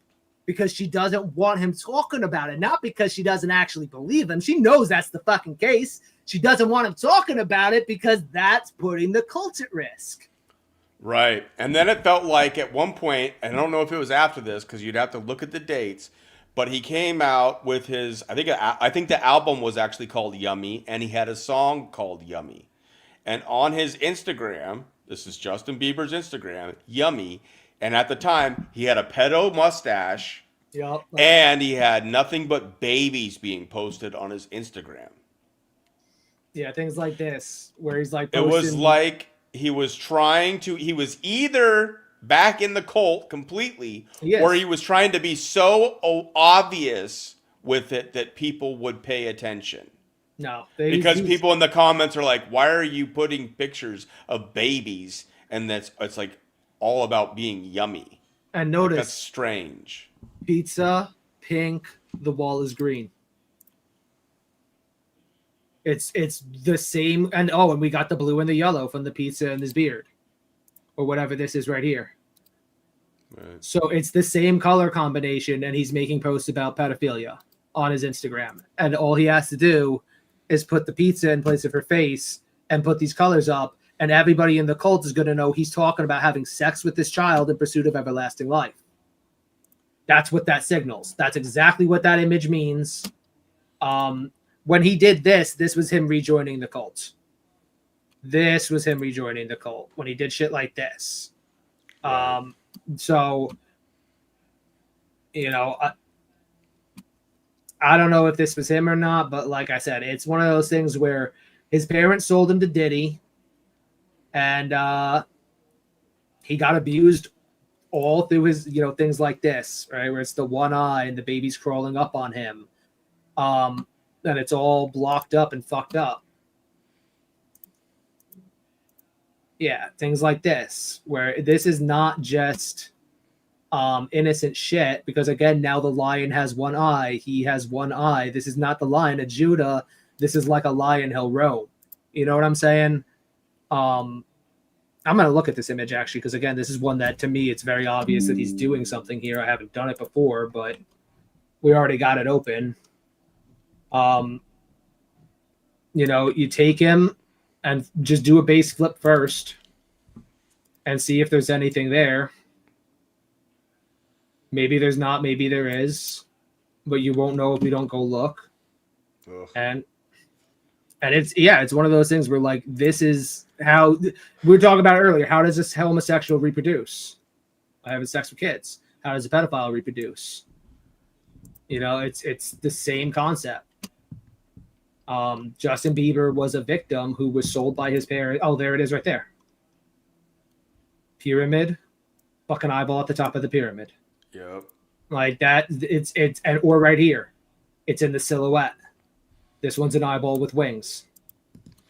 Right. Like, we should start making millstones, like manufacturing them in mass. I personally believe that it's like one of those things where if people really want to turn their country around, if you really want to save the world, the number one thing you need to do is ensure that every single one of these people hangs for treason. They need to be taken out because letting them survive is an affront to God Almighty. Allowing these people to walk the broad of day and then continue to rape and advertise the fact that they're raping kids so obtusely, that is an offense to God Almighty. They're putting it in your face like this because this is part of that if good men do nothing. Well, people are doing nothing because they don't think that they need to. They think somebody else is going to come do it. So, yes, and that's what we're pointing out with these people. If I said this a long time on my channel when I started to realize how many psyops were being run and stuff like that. It took me a while to figure this stuff out. That a lot of people they've known for a long time. There's a lot of people that would come to my channel and you know make fun of me for still even being. I used to call myself a little cute-hearted, and I believe in some of this opium stuff. And then it just all of a sudden started to die. It was like I had to detox from it. Just like if you don't know, my past is also addiction. I had to detox, and it took a long time. I just celebrated 9 years sober. But you get into this stuff, man, and it's just like, if nothing else, say Tucker and Candace and Nick are saying all the things you want to hear, Stu Peters, whoever, Scott McKay, say they're saying everything that you want to hear. If they just in unison, if the Joe Rogans, the Russell Brands, the freaking Benny Johnson, who's I can't stand that CIA asset, I'm pretty sure he's gay. All these guys that have these massive followings, if they just expose this kind of stuff, this would end so fast. I mean, there would be bloodshed. There would be issues. You would have military people being forced to decide whether or not they were going to follow an order to kill civilians or to stand with the civilians. But you would ignite the kind of rage, righteous anger that needs to happen when you see how they do this. I mean, the one-eye symbolism there and having a baby and the way that he's holding that baby, the ways that they do this. And these are just small examples. There are some that feel so uncomfortable that I don't even know if I allow Dean to put them up on the screen kind of a thing. But some of this stuff, especially with a character this big, Justin Bieber, and it's tough because Bieber was freaking sold into this. He probably doesn't even know what he's doing on a certain level because the humanity just gets raped out of them, literally sodomized out of them. His manhood's gone, his mind is being bleached, and he's being bred to be what they want him to be. If this is even the original, still the same guy. But if these influencers like Nick Fuentes and Candace Owens, and they all band together and said we're going to do nothing but cover the ritual sexual abuse and cannibalism of children that is happening in this world, we would have righteous anger rising up. Mama bears and Papa bears would actually fucking do something. Well, see, instead, everybody's focused on the politics and Israel and Gaza, and those are important things. Don't get me wrong. But when it comes to this is what ignites people's fire. To see children abused and to be sexualized and to be preyed upon is the most disgusting thing, and I don't care what religion you are. If you have any humanity in you, you will agree. So the only thing I would say on that is like there's an inverse to that as well. It is equally, and this is the perspective that they have. You don't have to listen to them lie to you. You don't need people like Donald Trump. You don't need people. I don't care what party politics. I don't care what flavor controlled opposition we're talking here. You don't need them. You don't need them to tell you what to do. You don't need their authority. You don't need their credibility. What you need is to take things into your own hands and stop stop making them an idol. Stop with the idolatry. If you stop making Luciferians famous, if you say, if I catch them doing this, they're fucking dead to me, then they will no longer have the authority that so many people have invested into them because they say some things you like. And we've all been told, well, we're never going to get somebody who says everything we agree with. Okay, fine. You don't get somebody everything you agree with. Make there be a litmus test and make sure that that litmus test is, are they actively discussing whether or not there is a Luciferian cannibal cult in control of your fucking economy? Because that's what it comes down to. All of these people know it from COVID and everything else. If you allow Luciferians to lie to you and then just kick this can down the road and say, well, we don't know if it's cannibalism. We don't know. Now people are saying that it was teenagers at Jeffrey Epstein's island. Fuck that. These were fucking babies. They were fucking eating babies because that's what it requires and that's what these gods ask of them. So when you have a situation where the public is allowing them to do this, that is part of the karmic transition. You're signing a contract when you listen to these people lie to you. And when you allow them to use phonetic reversals and subliminals in their images to indoctrinate you to a subliminal method of behavior, you're like how we say there's a certain amount of yeses you have to add, you have to say yes a certain amount of times. How many times do you think you got to listen to a Kanye West album before the subliminals start kicking in? How many times you got to listen to a song before it gets stuck in your head? You know what I'm saying? Things like that. When you say yes to these people, you are effectively saying no to God. And when you say no to God, I tell you firsthand, you're going to find there's consequences to that decision. And those consequences, when you do it at a civilization level, equate to civilization collapse. And people may not want to hear that because I'm a little bit more religious than, the average person these days.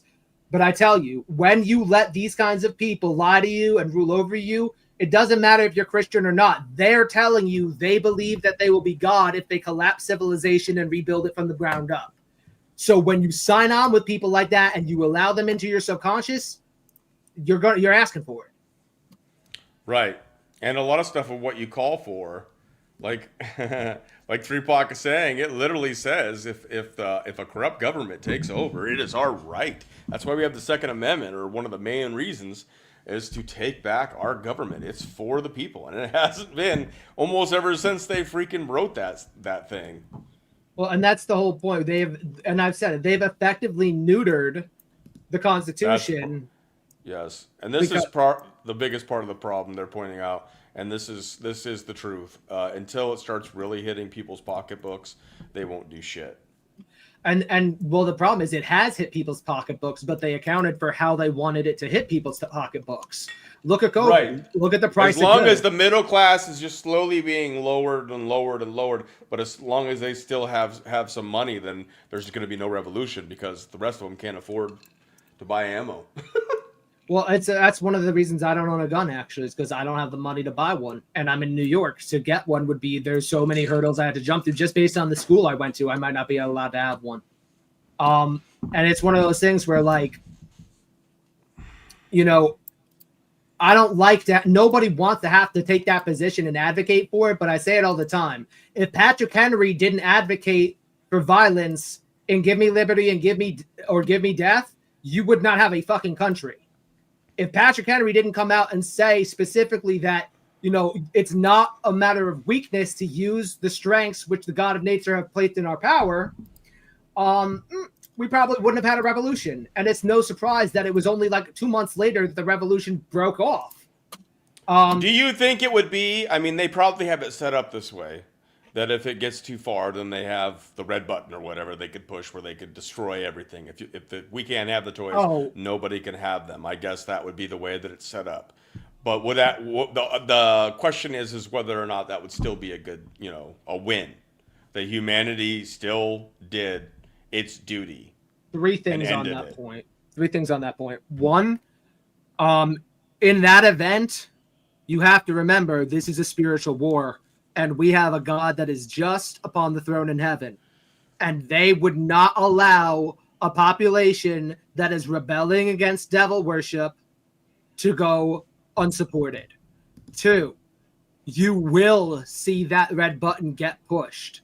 They not only have it, it's called the Samson option, and it's part of their agenda to remove Israel and Islam from the board at the same time, while making room for this apostate Christianity, which will say, we don't want to have war anymore. How do we not? It's like William Cooper said, how do we not have war? How could we make sure that there's never war ever again? The only way, everybody gets on one economy, everybody gets on one government, everybody gets one religion. And that's what they're going to try to do. And I believe you're going to see that happen in our lifetimes. I don't like to take any day for granted, but assuming we live to our natural completion, I think you will see that happen in our lifetimes. I think it's getting clear that will be the first thing they do.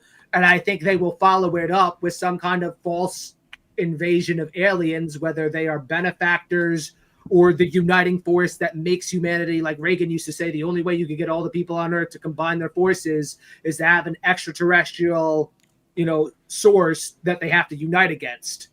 Right.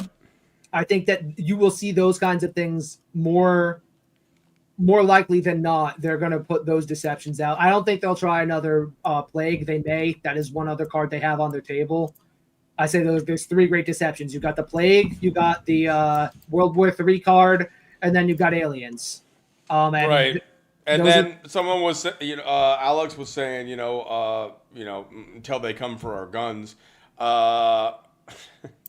Your Second Amendment. I know. Trump kind of already. I mean, I got to look at what was actually written or whatever. But at one point, they were talking about taking the guns of people that have mental illness.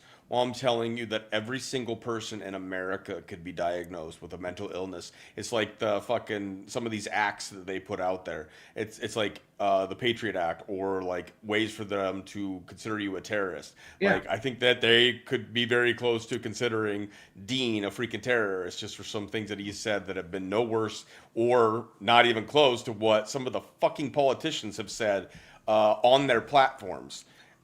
And they can designate you a terrorist, and then in some of these cases, they're going to start making it so that they could take away guns from a person if they deem them mentally unfit, which Yes. they can deem anyone mentally unfit. They can deem anyone a terrorist for some for whatever reason they want. They can even plant evidence, make up bullshit. It's so fucked up, the situation that we are in right now. However, I always say, like, whatever is going to happen was what I guess was meant to happen for his glory, for God's glory. At some point, this will come to an end. That's where my hope lies in what we've been told.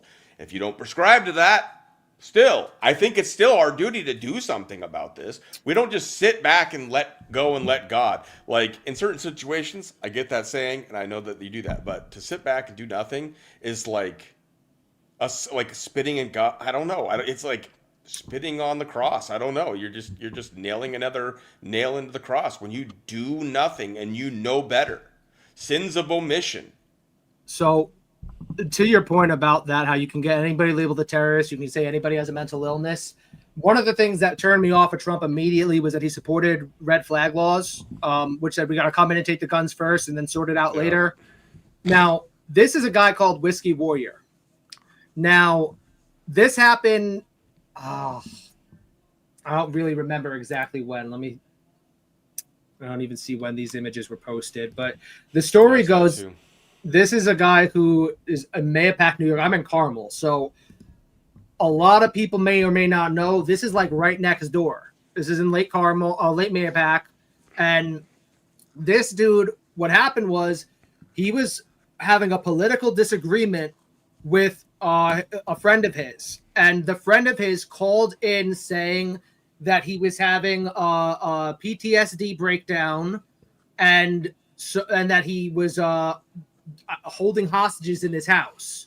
So the police showed up at his house, and he started barricading himself in because he saw them surrounding him and stuff. And you got to understand, This man was an Iraq war veteran. He had gone on 2 different tours, and they were able to come in, violate his rights. They when he went to work, they would come in and knock on his wife's door at times and say to her, "Hey, if you don't admit that this guy's doing things to your kids, we're going to get them put in child protective services." And they would do this while he's at work, and he had no idea they were doing this. And then he found out about it, and it became a standoff with the police where he barricaded himself in the room. They claimed that they heard shots fired, and he got arrested. I think it was for trespassing on his own property, and I think it was armed robbery. But again, they didn't find any guns. He didn't have any guns. But they came in anyway. They broke through his fucking door. They charged him with trespassing on his own fucking property. When this broke, I was on 4chan at the time. And this guy, I saw that it was in Mayapack, and there were people who were posting the phone numbers to my local sheriff's department from Japan. They were from Japan telling me, this is the number you got to call to get a hold of your local sheriff. Tell them to knock it off. I was like, holy shit. And I went over because there was a big meeting at the cemetery in Mayapack where everybody came out to like put eyes on the cops to make sure they weren't doing anything because this guy's a war veteran and they wanted to make sure it was on the up and up. And they swatted the fucking cemetery and they chased those people out. We got there like just after people dispersed over the swatting. Me and my buddy, the guy I was talking about earlier, Reed. And it was one of those things where like, if they can do this to a man who's a 2-time war veteran, you think they're going to have a hard time with somebody who's a political dissident? So did they gun this guy down?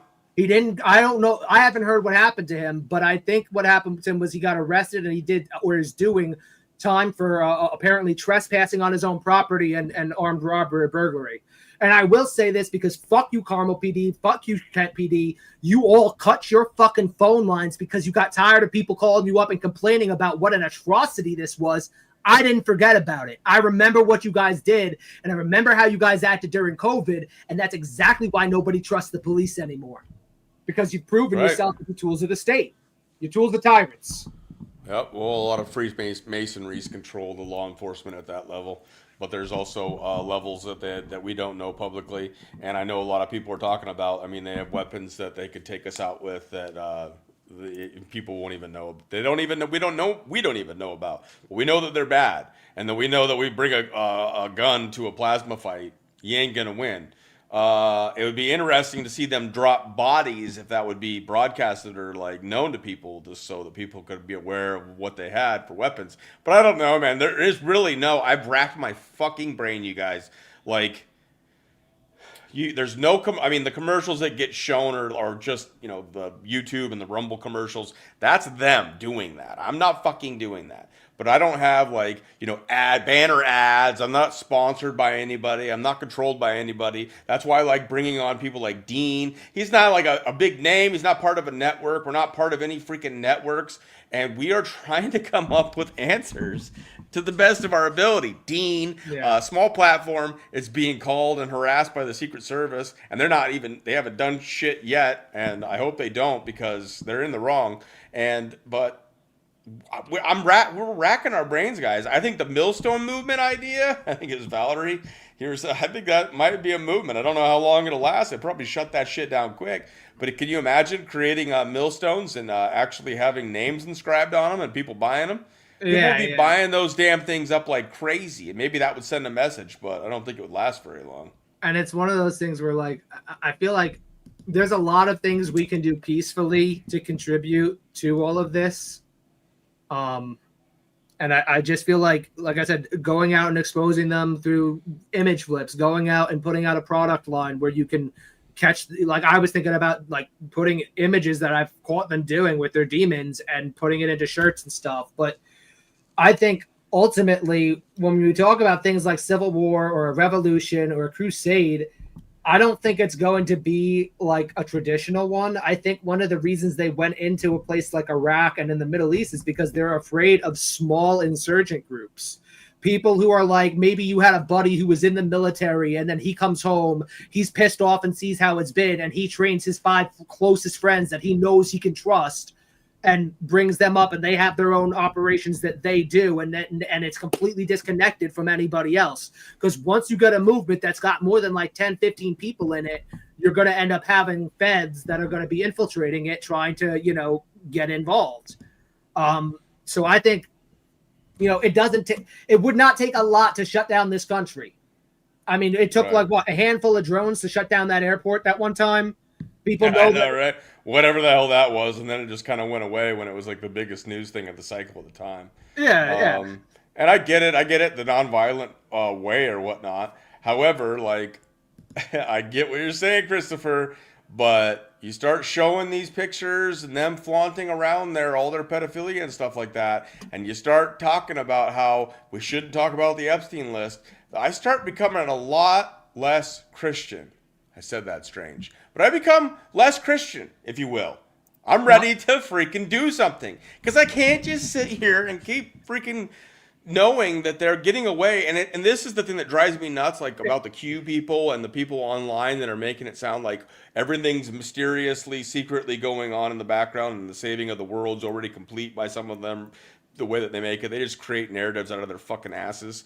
But it's like there is more cannibalism, satanic sacrifices, and human trafficking going on right now than there ever has in all of human history. Yeah, and I think to your point, to say you're getting less Christian, no. The Christianity of the world is apostate to the point where allowing cannibals to rule your economy has become the Christian thing to do.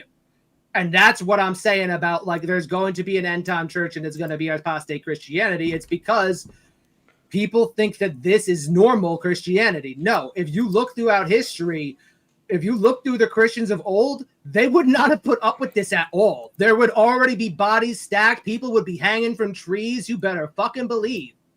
Like I say all the time, the reason why it's called the Da Vinci's Code is because Leonardo da Vinci, if he got caught doing this during his time, they would have put his ass on a burning pyre.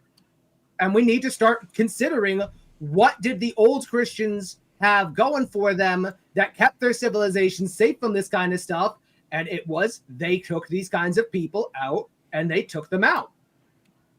And if you want to think about like another way, it's like you need groups of people at every capital of every state, and especially in Washington, D.C., that just nonstop stay and protest and challenge them. Like, I don't know. But I think there's a lot of protests all the time. You can't get close to these people. I don't know what you do. I really don't know, guys, because they think of every possible way. However, I mean, like we were talking to Biscuits about it, we're racking our brain trying to talk about it. Ask them, when does something, because you got the current president of the United States saying that there is election fraud. That is treason. Yeah. When do you remedy the treason? When does somebody actually, when does the precedent get set? Or when do we reestablish law and order? Trump, his first term, law and order. And then we're like backing the blue, and we're getting all excited thinking that like they're making a shift towards actual patriotism that's going to take down the deep state, which I think is just a term that's been coined, the fake boogeyman, because I think they're all the fucking enemy, or part of the enemy, or an arm of the enemy, or handled by the enemy, or controlled if they're at a certain level.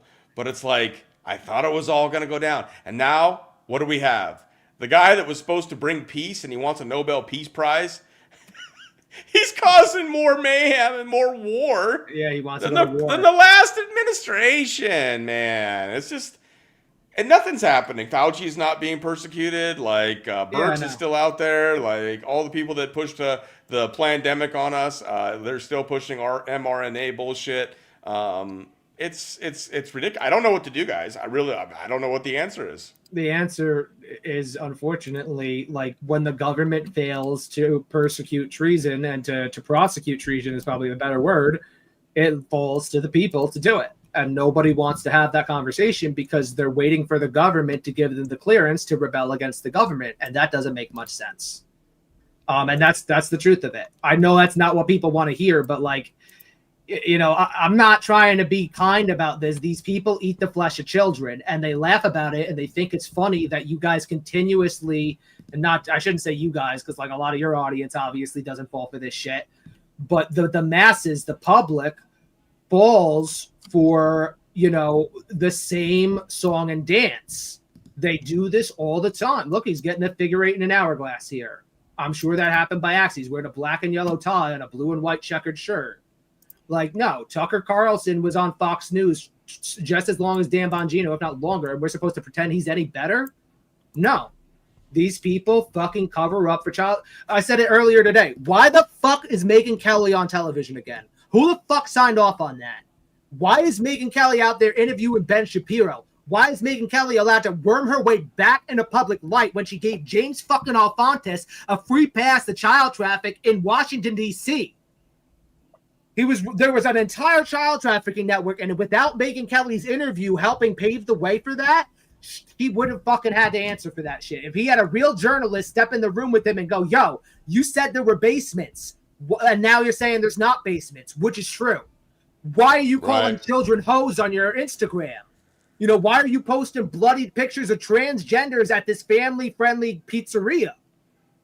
And cages and just crazy shit. Because everybody knows what that was, and we talked about it with the color inversion on the sign. Right, and I feel like a lot of proof's being shown. I mean, this may be a way where a lot of people aren't familiar with it, so I don't know how. I mean, this is proof to me, a lot of the stuff that Dean shows. So you have this, you have, we literally have the videotape. What was that, in Georgia? Where they pulled the ballots out from underneath the table. Yeah. You have certain proofs that are just they've gaslit and made it sound like there is no election fraud. There is nothing wrong with the vaccines. All this stuff and nothing has happened. My question is, how much proof can you show? And they do nothing. The idea is that the whole system is fucking rigged, from every level of justice. So, if we do a show of force of some kind, it at least forces people that are aiming the guns to make a decision. Are you willing to kill innocent civilians that are just fighting for their rights to live in their God-given countries and land? I don't know, man. I'm not calling for violence, but I'm trying to come up with solutions. I don't know. How do you overturn the money tables? The way you flip the money tables, Jesus Christ showed you how to do it, is through violence. Jesus didn't come out here and kindly prove that they were, a den of vipers. He went in, he called them a den of vipers, and he flipped their tables violently and whipped them out of the room. And he had a whip, yes. Yeah, no, a cat of nine tails. People, a lot of people try to paint Jesus as though he was some hippie, free love, do no harm kind of thing, and I don't see that. I see a warrior. I see a guy that called hypocrisy out to the face. Even the religious, or not even the religious, the Roman rulers at the time. He called everybody out. Yeah, he called everybody out. Didn't care who it was. The Jewish rulers, the religious rulers, the Pharisees, the Sadducees. He called them all out. The Roman people that he knew were crucifying people at the time. They loved it. They loved murdering people. And a lot of times it's probably, just like today, people that were innocent. If they just didn't go with the agenda, like Jesus. He didn't go with the agenda. Yeah. And stood up to them, called them out, and then the way that he did it with such authority, because he had that authority given to him by Father, he caused uproar. He caused people to doubt the religious rulers, to doubt Caesar and the way that Rome was handling things. And that causes an uproar. That's why they had to kill him, because just what he did alone. But he did do some violent things. Yeah, you don't just whip people like a pillow, freaking hitting them. No, you're freaking whipping their ass. Yeah, and I will say, and I don't want to misrepresent Christ at all. When Peter drew his sword, he said, "Put it away. Those who live by the sword die by the sword." There's a lot of, controversy to that. But there's a time for everything, right? Exactly. Especially in his. It's tough to because he had different times and different things that had to happen at a certain time. Like he didn't just go right into Jerusalem and do it. He did certain various things in other areas.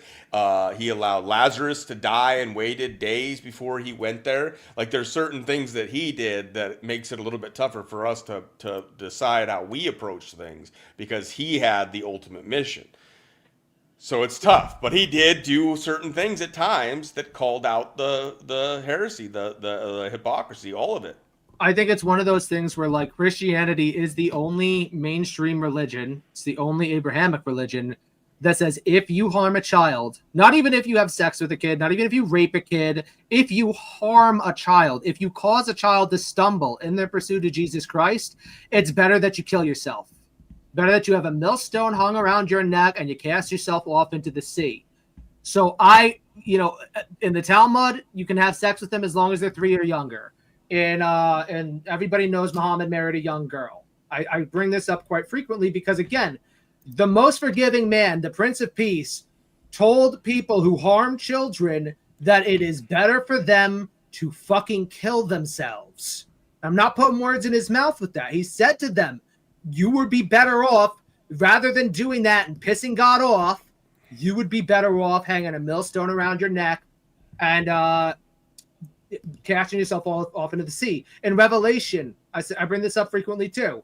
In Revelation, what is it that destroys the end times monotheistic apostate Christianity? What is it? It is a millstone gets cast down by an angel with great violence. With violence, they throw the millstone down. So to me, that's telling you right there the solution to the apostate world government of child trafficking cannibals, which was prophesied in the Bible. When you have him telling you the answer is with violence, the millstone gets cast down and they get cast into the sea, never to be seen or traded in again, that's a direct reference to what happens when you harm a kid. It's better that you cast a millstone. So I definitely, I think, like I said, it's one of those things where it's a very controversial take. And I understand that Christians desire to be peaceful. By and large, we should love our enemies. We should give people the right to choose their own religion. I'm not saying we should force people to convert or die. But what I am saying is there is nowhere in the Bible that it says you have to look the other way for ritual human sacrifice of children to Moloch and Baal. Nowhere in the Bible you're going to find a passage where God was like, yeah, no, just let them do their thing. No. Right. No, actually. God doesn't approve of that kind of behavior. And when you allow that kind of behavior to fester in your nation, there's usually a pretty set prescription of what's going to happen to you in form of punishment, getting invaded with foreigners and things of that nature, if you allow these kinds of things to occur.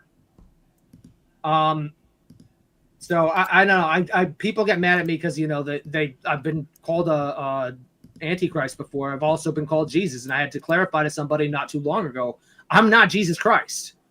I know that sounds crazy when you think I shouldn't have to say that to people just because I see things like this.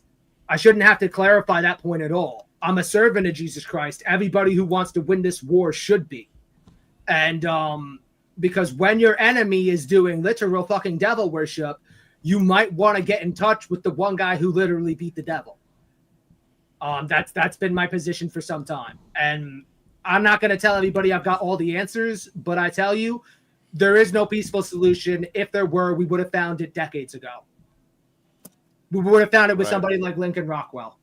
We would have found it with John F. Kennedy. And I wanted to say, we're entering a time where AI is making it almost impossible to tell the difference between what is AI and what's actual video. There's a lot of videos right now where people are breaking down videos and they're trying to decide if it's AI or it's not. And then the person that knows whether it is or not reveals it. That is happening. So now when you think about showing proof and bringing this to the court, now the court can spin a new thing that it's AI, even if you actually had videos of these people doing these things. like it's the time right now is crazy. And like I know a lot of like the stuff from what I can tell from like, Sabrina Wallace and the synergist side of things is that like we are just doing what we can to inform those that we love, and that we're doing the best that we can to mitigate it and to expose these things and whatnot. But you're literally going up against technology that is so far ahead of us that we don't even know what it actually looks like. And we know what it looks like, what it looked like 30 years ago, and it was bad. And that's happening today and becoming publicly known. And they have technology now where it's like, I don't even know, bro. I don't even know. I think they could take out individuals like that if you were even like starting to think about rebelling. If they really wanted to, if they really thought you were a threat, I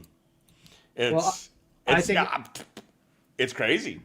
I think it's one of those things where, like, to some extent, and this is the part where, like, I tell people you have to take a position on this. I don't know whether or not it's going to be the right or the wrong position, but a lot of this has to happen. A lot of this, we cannot avoid it. And I go back and forth on this.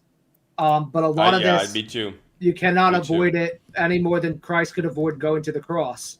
But likewise, because it's biblical prophecy, but likewise, I don't necessarily think that means we should just roll over and, let them fucking put us down like dirty dogs.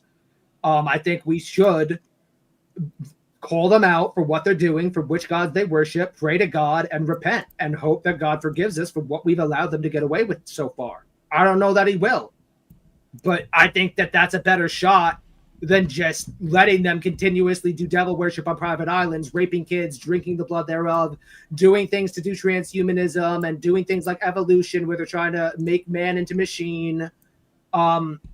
When you see them pushing narratives like that, and when you see them pushing AI, and we have to make an effort to say no. And this is one of those things where I don't think it's right for humanity to go out with a whimper. I think people should want to say no to this at a very rhymes with silent level. Like, I don't want you to get into trouble or nothing, but I do think that when you understand what these people are doing, there is no greater justified reason to have violence. I've said it before. Why is it that people like me can get considered a terrorist or mentally ill, but meanwhile they're normalizing transgenderism, and we still don't have answers about how many of these people were raping kids? So if our government is going to be illegitimate and not provide justice for the most basic of like things that a society and a civilization should protect, children, the elderly, right? If you're not going to get involved as a government and protect those portions, those most vulnerable, the unborn, then what the fuck are you good for? If we're going to allow, because the majority of a specific group of people want abortion, then everybody has to put up with the fact that they're living in a satanic government, then I think your government is ineffective and that you need to re-review it. Something went wrong somewhere along the way, where if you allow satanic practices, where the Church of Satan is even saying that abortion is a satanic practice, is a religious right. The Jews are saying that it's a religious right for them to get an abortion, right? Things of that nature. No, there is no religious right for you to kill an unborn child, period. I don't care if it's just been conceived or if it's at an end term where you're just a late term abortion. I don't care what the reason is. If you don't want to have a baby, keep your legs shut. Be celibate. It's not that difficult. Stop fucking lusting after people. Stop lusting after things and put your discipline into practice. Because if you think it's a religious right to kill a kid, then you also have the religious right to abstain from the actions that would require you to kill that kid. Right, but then there's also the argument that there is a lot of frequency manipulation, chemical manipulation with various drugs, and all kinds of stuff going on. I'm not making an excuse for sin, because I think that people still have the choice to a certain extent. But if people, like I said, give more yeses to these satanic things, even if they're not aware of it, but they keep saying yes to it because they just stay ignorant to it, then you are more likely to probably be influenced by a lot of the stuff out there that sexualizes everything. Kids at a very young age are exposed to sexual stuff. With these smartphones, even with, I mean, kids are smart. They get around every barrier there is. People need to put, as far as parents go, brakes on what can be viewed by a child. But kids, in some way, there's always going to be the kids that have parents that don't give a fuck, or they get access to some device where they can see things that when I was growing up you wouldn't never have been able to come across. Even if, it's crazy how fast this stuff is happening. From my age, having no smartphones, it's like you found like old Playboys, and it was like, whoa. Now kids have the access to seeing the most disgusting and disturbing porn and all kinds of stuff that has ever existed. So there's an abomination happening in the minds of our children at this point that is scary, and it makes the world a tough place, especially when you have a lot of educations teaching stuff more in line, in my opinion, with atheism, evolution. This all being by chance, or some form of a cosmic coincidence. I don't know, whatever you want to call it. But the ways that things are going right now, I mean, that is the toughest thing, is to decide whether or not we need to do something, or whether or not the best that we can do is expose it, speak truth, say no to it, and then let the times be the times. Because I was just watching the trailer to the new Tron movie, and it looks like, from what I can tell, because predictive programming, but it looked like this Tron digital world was coming into the real world in that episode. And I'm like, oh my gosh, that's exactly what's happening now. There's been a bunch of these movies that have been predictive reality, programming, right? Yes, where it was like Ready Player One, where people go to the Oasis and spend more of their time there. That kind of depicted to me 15-minute cities where mobile homes being stacked on each other, and people only got joy by being in this digital world where you did all your transaction in your real life that you enjoyed. And you had to obviously accrue coins and all this stuff, just like you do in video games. Crypto making it seem like that it could even become more of a reality, and AI taking jobs. They're laying off lots of government workers, some say to be taken over by AI jobs. It's like the question of what we do, especially when you're in like the Christian conversation.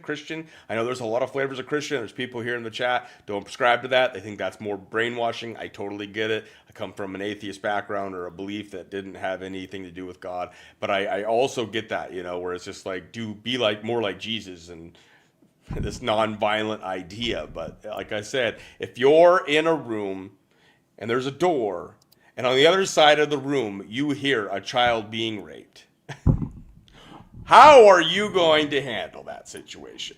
Let me ask you that, because at that point, I'm going to go in there, and maybe I beat the crap out of him and he still lives, but I'm not making any guarantees. So my dad shared a story with me actually not too long ago from his firefighting days, where he was responding to an H building fire, like where you're looking at it from the sky, it's in the shape of an H, and his job was to go up to the roof and to cut a saw hole in the roof, so that when they broke the windows and let the air through, it would send the flames up through the roof, and it would help stop the spread of the fire. When he got up there, there was like a mob. He said like 50 people up there on that roof, and they were all like Mexican and Spanish and stuff, and they kept saying in Spanish, "We won't hurt you, fireman. We won't hurt you." And then they like pushed him up against a brick wall, just held him in place. They didn't hurt him. And he could see over this crowd of heads because they had lifted him up against the wall, and he could kind of see what was going on. And they were all the people at the edge of the roof were punching down, kicking the shit out of somebody. And then he saw how they picked this guy up, and he remembers that the guy got chucked off the edge of this building, and he made eye contact with my dad and then started screaming because it hit him like he's about to die. And he fell right onto one of those fences with the spikes that are like spears at the end that you see in the city, and completely pierced him. And then the entire crowd just fucking dispersed and ran. And it's one of those things where I asked him, like, well, what happened? And he said, well, they found out later that they had started the fire in his apartment because he had raped a 3-year-old child. Now, I don't know the race or religion or anything about the guy in question, but I'm just saying, like, it wasn't so long ago where this was considered like, a violent mob killed this man, threw him off a fucking building onto a speared fence because it came out that he raped a baby. So I think as a Christian, it also comes into question with the antediluvian thing that I talk about. If you're looking the other way for sin, are you any better than the sinner? If you're allowing sin to fester, maybe you're not actively participating in the rape, but if you know what's going on and you don't talk about it, are you any better? Right. That's where I'm saying the sins of omission. Yes. Yeah, absolutely. Right. And I get, Christopher, your point and whatnot, but I mean, you're also talking about the same. And I know the argument is that there's a new covenant in Christ, that Christ fulfilled the laws and all that stuff. But you look back into the Old Testament and he was taking out Cain's, bloodline of Cain, you could say, or bad groups of people. Yes. And so I don't know, man. Like, And I think it's sins of omission to not do anything. Like I said, we're trying to do stuff here, but we're calling upon and we're wishing that more people would join us, more platforms that aren't necessarily, you don't even have to be big, but just more, like I said, an army of nobodies. I keep saying this over and over again, but we need something because these people at some level are always handled and controlled or blackmailed or bribed. And I don't know how you can defeat that system. It's a massive system. And I think it's like I said, it's one of those things where the first step is by demanding accountability and not be willing to compromise on the accountability of cannibalization of children. If anybody puts that topic down for any reason, ask them why they've stopped talking about it. Ask them why it is that now they're not discussing the fact that Jeffrey Epstein was cannibalizing kids on his private island. And if they go, we don't know he was cannibalizing kids, remind them which gods Jeffrey Epstein worshipped. And if they can't tell you which gods Jeffrey Epstein worshipped, direct them to my channel because I will tell them which gods Jeffrey Epstein worshipped. I'm not afraid of the truth because everybody needs the government to tell them who was raping kids on this fucking island. Right. And let me add one more thing. So the idea that there's a door and that you hear a child being raped in the other room, I mean, like, think about, and whether or not it's real or not can be debated, I guess, but the John Podesta where he's like, call me your father, that horrific thing. So imagine that is going on. Okay. So we have this scenario now where it's a door and you got to make the decision to go through the door and how you're going to handle it. Well, now let's add in these influencers. So now there's somebody standing in front of the door and they're telling you what you think is going on in there is not going on in there. And that's what we have with the Nick Fuentes, with a Candace Owens, because they're not talking about it. They're not exposing it. If they do, it's very little. And then it's here today, gone tomorrow. Now there is an asshole standing in front of that door in between you and getting to saving that child. So now you have to get through that asshole. Now what do? That's how I see these influencers, and that's why I go at them so hard. And some people get upset, and sometimes my language is not very, it's definitely not Christian. But now you have a situation where you've got to get through somebody that who knows what lengths they're willing to go to. They might fight through the death just to get through the door to save the child from some other asshole that's actually doing the satanic sacrifice, the rape, the whatever you want to say, the cannibalization. What do? Yeah, and we have these gatekeepers and these influencers in our way, and we can touch some of these people. Like when you go to a Scott McKay tour, oh yeah, guarantee you he's excited to be a celebrity and take a picture with you. And then what are you gonna do?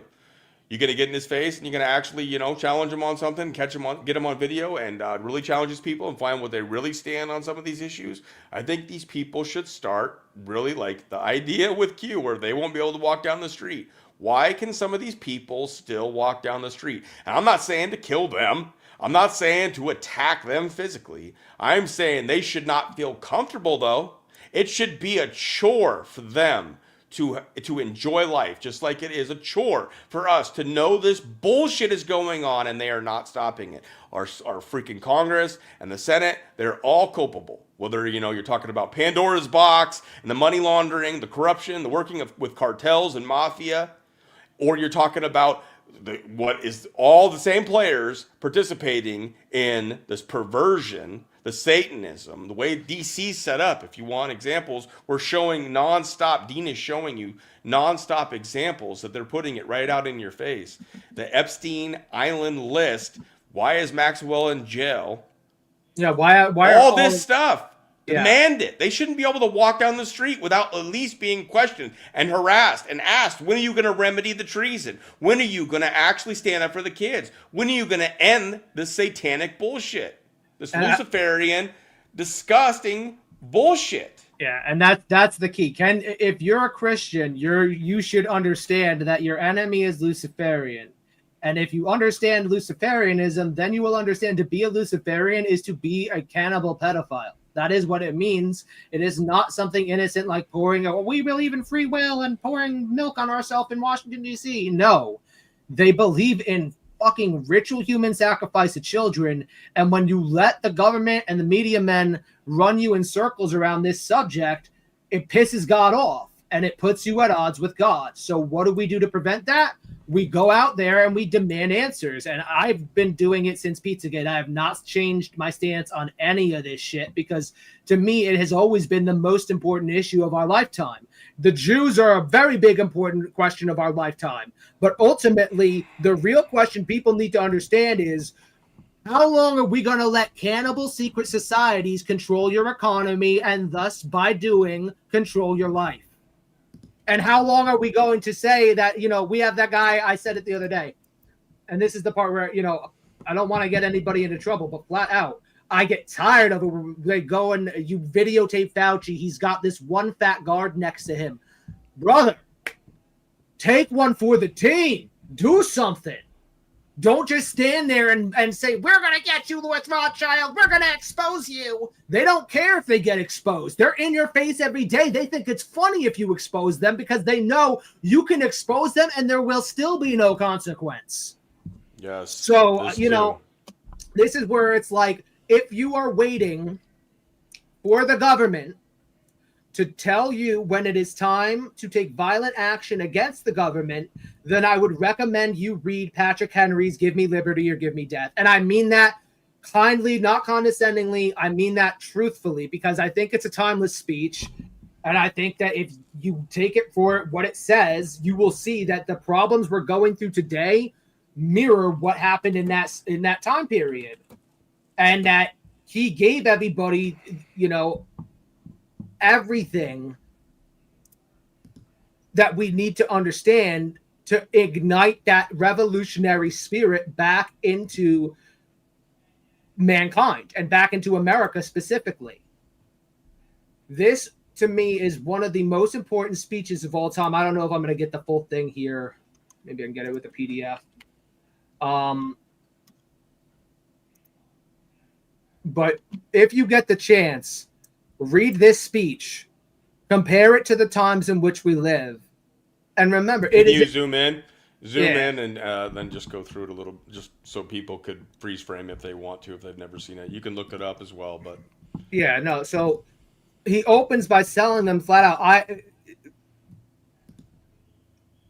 This is no time for ceremony. The question before the House is one of awful moment to this country. For my own part, I consider it as nothing less than a question of freedom or slavery. And remember, this ties into what John Adams said. There are two ways to enslave a nation. One is by sword, the other is by debt. And in proportion to the magnitude of the subject ought to be the freedom of the debate. So if we're talking about freedom or slavery, life or death, you should be able to have those conversations to the extent of the severity of those conversations. And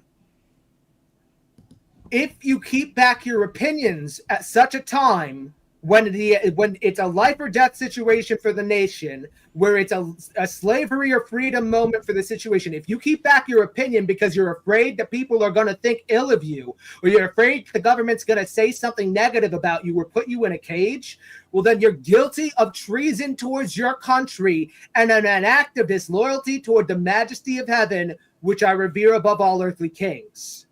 That's the man who sparked the Revolutionary War. He's telling you, if you back away from saying that what they're doing is treason, and the punishment for treason is that they should be put to death, and if the government is going to put them to death, that's why it's written into our Constitution, the Second Amendment. You know, if you're going to keep quiet about it because you're afraid of what the government's going to say to you, that is as bad as actually committing the treason that they're committing, as far as Patrick Henry is concerned. And I agree with him. If you're keeping quiet when they are out here telling you flat out that they're raping kids, eating them on private islands, they're having a big ha-ha, you can get them talking about Cheryl Mills with Hillary Clinton and sacrificing a chicken in my backyard to Malak. Like, if you get them at that level, you have the evidence at this point that this is what they're doing. Doesn't matter if the majority of the public, we're never going to get everybody to buy in on this, but we don't need everybody. How much of the population did the Revolutionary War get fought with? You know, I think it was only about 25% of the people, maybe 30. You don't need everybody. And the reason why Q became such a big thing was because they know you don't need everybody. They know that they only need a certain amount of people. And if you can keep those people placated by telling them somebody's coming, somebody's going to fix it, Patrick Henry has the answer for that. I have one. And there is a lot, and that's, you know, things that work are often based on truth, or there is patriotism in it. There's a lot of beautiful things of patriotism that happens through Q. Do not get me wrong on that. However, it is pacifying people because you can't find anybody in the Q movement that at least has a platform that isn't telling you that it's all being handled behind the scenes. That shit needs to fucking end. And or I don't want to hear any more of that shit, because the longer that goes on and things don't work out the way that they're saying it does, we're going to all feel very fucking stupid. And that's when Operation Trust, Operation Trust 2.0. So we should be acting as though there ain't no secret military fucking tribunals and all that shit. I don't believe there is. And it's fucking stupid, I think, to believe that shit anymore, even though I fell for it for a while. But we should be acting as if it's up to us. Yes. And I'm doing what I can, Kathy, to get Dean out there more. I think he is a powerful voice. I do worry that the bigger that you get, bro, they're going to come harder. However, I'm trying to give him exposure, because if these assholes, if Secret Service, whatever, 3-letter agencies, these assholes actually do something to Dean, I will cover it. And we will freaking cause issues. It'll be worse for them if they were to come after Dean. But more people should know about Dean. I agree. And if, like I said, he does this stuff all day. Like, you took a break. And I'm glad you took a little break, bro. Like, you need to take a break sometimes from this, because I know it weighs heavy on your heart. You see a lot of things that people don't see. So there's a gap right now on his channel, and he's got other stuff going on in his life. But at the same time, this is his passion, and he's never going to give up on it. He's not going to stop. He hasn't stopped for many, many years. But we need to get him more support. We need to get more eyes on him, so that if they try some shit, we have some numbers to push back. And I'm not the biggest channel, but I do what I can. I think the millstone movement idea, I think there's something to that. And I'm trying to think of what we could do. But like, we could literally create like different kinds. Like people could come up with ideas and I'll share them. And I don't want to make this about money. I don't want it to be like one place. Like, we could all just make our own with what we have and start maybe putting them places. And like maybe ornaments. Yes, you can put the Bible verse on it. I mean, if you're gonna go leave it somewhere, you can start putting some treasonous traitorous names on it and just dropping it off in places. And if people come by that and they see that shit, that might start waking more people up. I don't know. I am very grateful that you've been helping spread the message, and this audience has been the most receptive audience that I've ever seen. You guys are one of the most open-minded audiences about this kind of conversation. So it really is a pleasure coming on to speak with you guys. I just, I want to bring up an image, and this is one that I do talk about. This is the image that really is why I do this. This girl is the girl I found at a Lawton, Oklahoma IHOP. And there's no doubt in anybody's mind what this is. Demon eye, beard, demon eye, mouth, beard. She's got the hourglass pigtails, and they're black pigtails because it's the black pig of Horus mythos. 4 and 4 is 8. Now you've got a second pig reference, and now you've got another demon here, and it's an hourglass, and then 2 hourglasses on either side, a white cube, a black cube, and the red infinite here. All right, this to me, this is why I will never stop. Every day we let them get away with this shit. Every day we allow them, and I took it down because I don't want to cause problems, but this to me is such an affront to everybody's intelligence and to everybody's honest who works their lives to try to do the right thing, to start a family, to have kids, to get a home.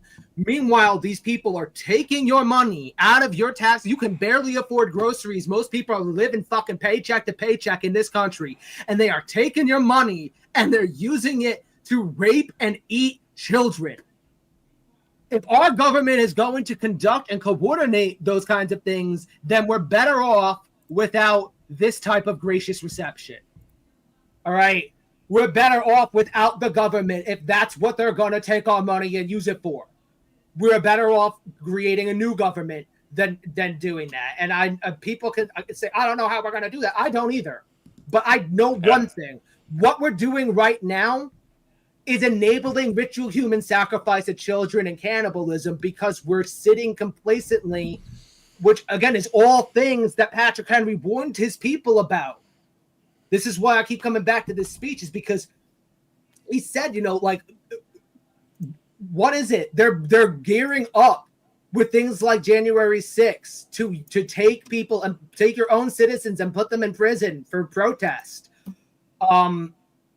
Knowing that they tried for 10 years to argue this point peacefully. Jeffrey Epstein's purportedly been dead since 2015, 2016? So a decade. He operated for a decade before that, and the finders operated since the fucking 50s. So, we have waited more than almost 3/4 century at this point for there to be justice about child trafficking and ritual human sacrifice going on at the highest level of government. I'm done waiting. I've talked about it enough. There needs to be action from the government, or opposite, there needs to be action from the people. Because if neither of those things happen, let me tell you truly, there will be action from God. And you don't want to make God, you do not want to have them force God's hand, because you will get caught in the crossfire of that. So. Right, and that's what I pray for. I pray that God's going to not necessarily step in and take care of everything. He's either I don't know how it works. People will see dreams, they'll see visions, however it works. It needs to be inspired, and something needs to change. People need to, en masse, not necessarily everybody, because everybody has their freedom of choice, but those that claim to be, that just want good in the world and that believe believe in Christ, the true believers, whatever you want to call it. I hate even using these terms because they've all been so watered down. I'm just saying, God will inspire those that He wishes to inspire, or that is meant to inspire, and do something different, because I can't, there's people that have been awake a lot longer than me. Look, I get that. People come on this channel I've been awake for all these years and nothing's ever happened. Same shit's been said over and over every year. We're at the point, though, with this AI and the things that the synergist and Sabrina Wallace is pointing out. Yeah, everything's stacked against us, and it's only going to get worse as the drones come in, Palantir, surveillance state, robotics. All this shit is coming it's the fastest shit I've ever seen being implemented at a rapid pace. So because they're afraid, we've got to do something. We've got to do something. So, and I want to read this because, again, this is a quote that I feel applies to this time period. They tell us, sir, that we are weak, unable to cope with so formidable an adversary. But when will we be stronger? Will it be in the next week or the next year? Will it be when we are totally disarmed and when a British guard shall be stationed in every house? Shall we gather strength by irresolution and inaction? Shall we acquire the means of effectual resistance by lying supinely on our backs and hugging the delusive phantom of hope until our enemies shall have us bound in hand and foot? Sir, we are not weak if we make a proper use of those means which the God of nature hath placed in our power. The millions of people armed in the holy cause of liberty and in such a country as that which we possess are invincible by any force which our enemy can send against us. Besides, sir, we shall not fight our battles alone. There is a just God who presides over the destinies of nations and who will raise up friends to fight our battles for us. The battle, sir, is not to the strong alone. It is to the vigilant, the active, the brave. Besides, sir, we have no election. If we were base enough to desire it, it is now too late to retire from the contest. There is no retreat but in submission and slavery. Our chains are forged. Their clankers may be heard on the plains of Boston. The war is inevitable, and let it come. I repeat it, sir, let it come. That is Patrick Henry in 1775. Tell me that doesn't apply to everything we were just talking about. They have all the equipment. They got the technology, but this is the same shit that we heard about Great Britain. That doesn't mean we should allow them to pacify us and to PlayState us. That's all the more reason why we should fight.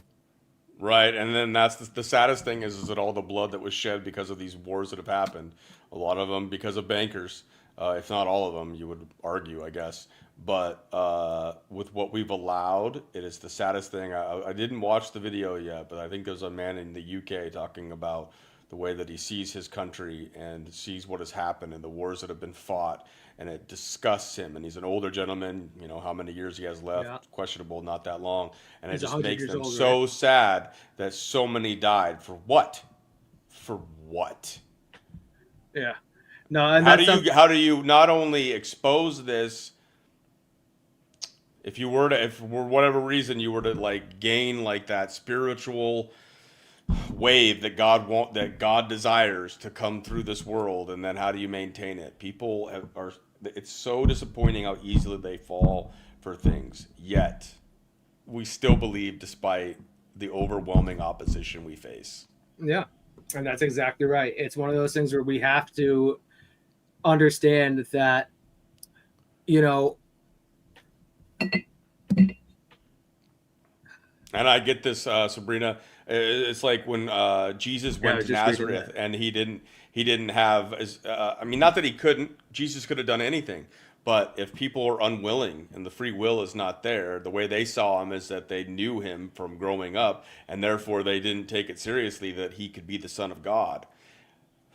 So he wouldn't do his miracles there. He left. They wanted to like throw him off a cliff or something because they lacked belief, and this world right now lacks belief to such a degree that why would God step in at this moment? This is what happens in a fallen world when fewer people believe. It's like go and read before the Great Flood, where Noah was like the last man that really took it seriously, and look what happened to the world.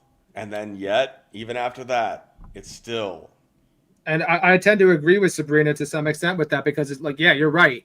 When, you know, God will help you. Neither God nor the devil can help those without the will to act, right? That's not from the Bible. That's from One Piece, but it applies to what you're saying here. When people don't take action for one reason or another, you are consenting, not you specifically. I know Sabrina is one of the most articulate people on some of the things I've been watching. You know, you really check out her content because she's absolutely profound. And again, one of the things I love about her content is she's not leaving it up to chance or happenstance. She's reading their own words. Yep. But, you know, when you don't take action, you're giving them authority.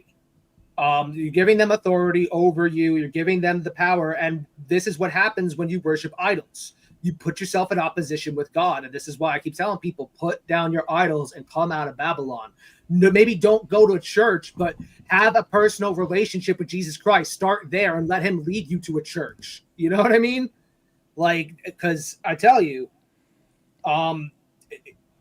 this is something where when we have allowed them to neuter Christianity, neuter masculinity, and neuter this kind of conversation to make, you know, actively and I say this all the time, you wouldn't have the First Amendment right, you wouldn't have the Second Amendment without the First Amendment to advocate it.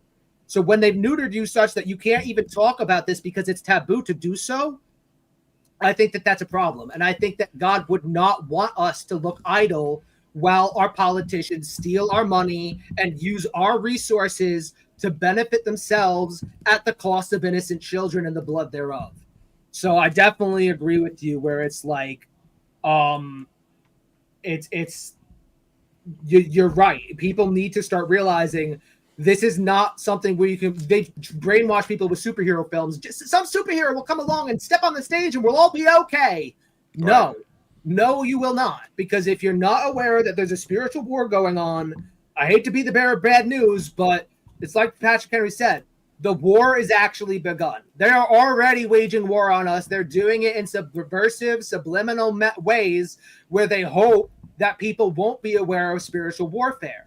So if the war's actually begun, maybe it's time we start taking the war more seriously and put our own, don't leave it out to the soldiers who are getting on planes and going and fighting in countries they got no business fighting in. Take up whatever tools you have as a civilian and try to show God that, you don't know what's going on. Maybe you don't know everything that there is out there. None of us do, but you want this aspect of what is happening to come to an end. And God will, I believe God will heal our nation if we repent in that manner and if we stop enabling these devil-worshipping deceivers.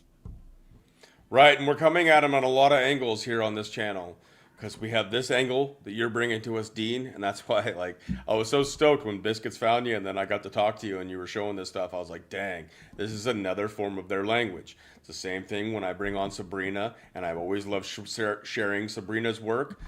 They don't want it out there. I've lost 2 TikToks because of Sabrina because they don't want her information out there because it's the other language they don't want people to know about. They don't want people to know about our anatomy, our biofield, the ways they are putting it right in the literature of what is coming in with healthcare 4.0. I bring on a guy like Biscuits, and on the Digital Dojo show, we often pull up old news pieces or pieces that should never be forgotten. We cannot forget about Epstein. We cannot forget about 9/11. We cannot forget about Haiti and all these disasters and the way that they've taken kids from these situations. A lot of it weather warfare. They create disasters and then go in there as people are in mayhem and take the children. The things that they have done need to be remembered and constantly be reminded because people are becoming increasingly ADHD. They're short attention spans, shorter memories. They're forgetting why we are in this fight. So there's always things to be aware of, to be reminded of. And so now we're hitting him at all kinds of angles. Mike Gill is back. For people that didn't know and that are on the stream right now, Mike Gill and Crash just did a video yesterday. They put it out yesterday. Mike is back. Not in the greatest of health, but he's still fighting like a warrior, and he's exposing the money laundering system that was also exposed with the Pandora Papers. But it goes into the cartel, how they run the drugs, how they run the guns, how they traffic the children. It's all connected. Same players that are involved with Epstein are involved in the trafficking of children and the laundering of money. It's how it all goes hand in hand. So we have all these things coming in on this channel, and I'm not the only one doing it, but I'm doing the best that I can to highlight these things, and we're finding out all the ways that these people communicate, operate, and they tell us right out in the public, and it can be seen on many different levels. And I think, like you said, it's something where we have to approach this from so many different angles because there are so many different angles to this. And that's one of the reasons why they get away with a lot of this is because it's such a grand scope conspiracy that it becomes very difficult for people to grasp just how deeply they've deceived the public, how little we actually know of what's going on. And this is one of the reasons. And it was said and it's been said before, and I don't know who the original person was that said it. It's nothing new, but it was said that if you make the lie so big that if people were to ever hear the truth, they wouldn't believe it. And that's what we're living in. The lies that they've built upon for generation after generation are so big that the truth is unbelievable. Sabrina was saying it, I think, with Hillbilly Heart and the last Naughty Ninja podcast that we did, that when you first hear about it, it sounds crazy. You first start hearing about the biofield and what they're doing to us and how they can get underneath our skin and all this stuff. It sounds crazy at first. And then you start just reading the literature and you start reading what the capabilities are and the technology that they've already told us that they have. And then you start looking at shit like this. It's just like Yeah. it's all being done. Our whole world, the whole Shakespearean thing, I think it comes from Freemasonry, but it was put out there. The world is a stage, and it's been a stage for a really long time. And now there's just a new digital format, and the stage is being set once again with all this new technology that is becoming rapidly put into people's hands. The videos that I'm seeing now, I can't discern whether or not they're real or not.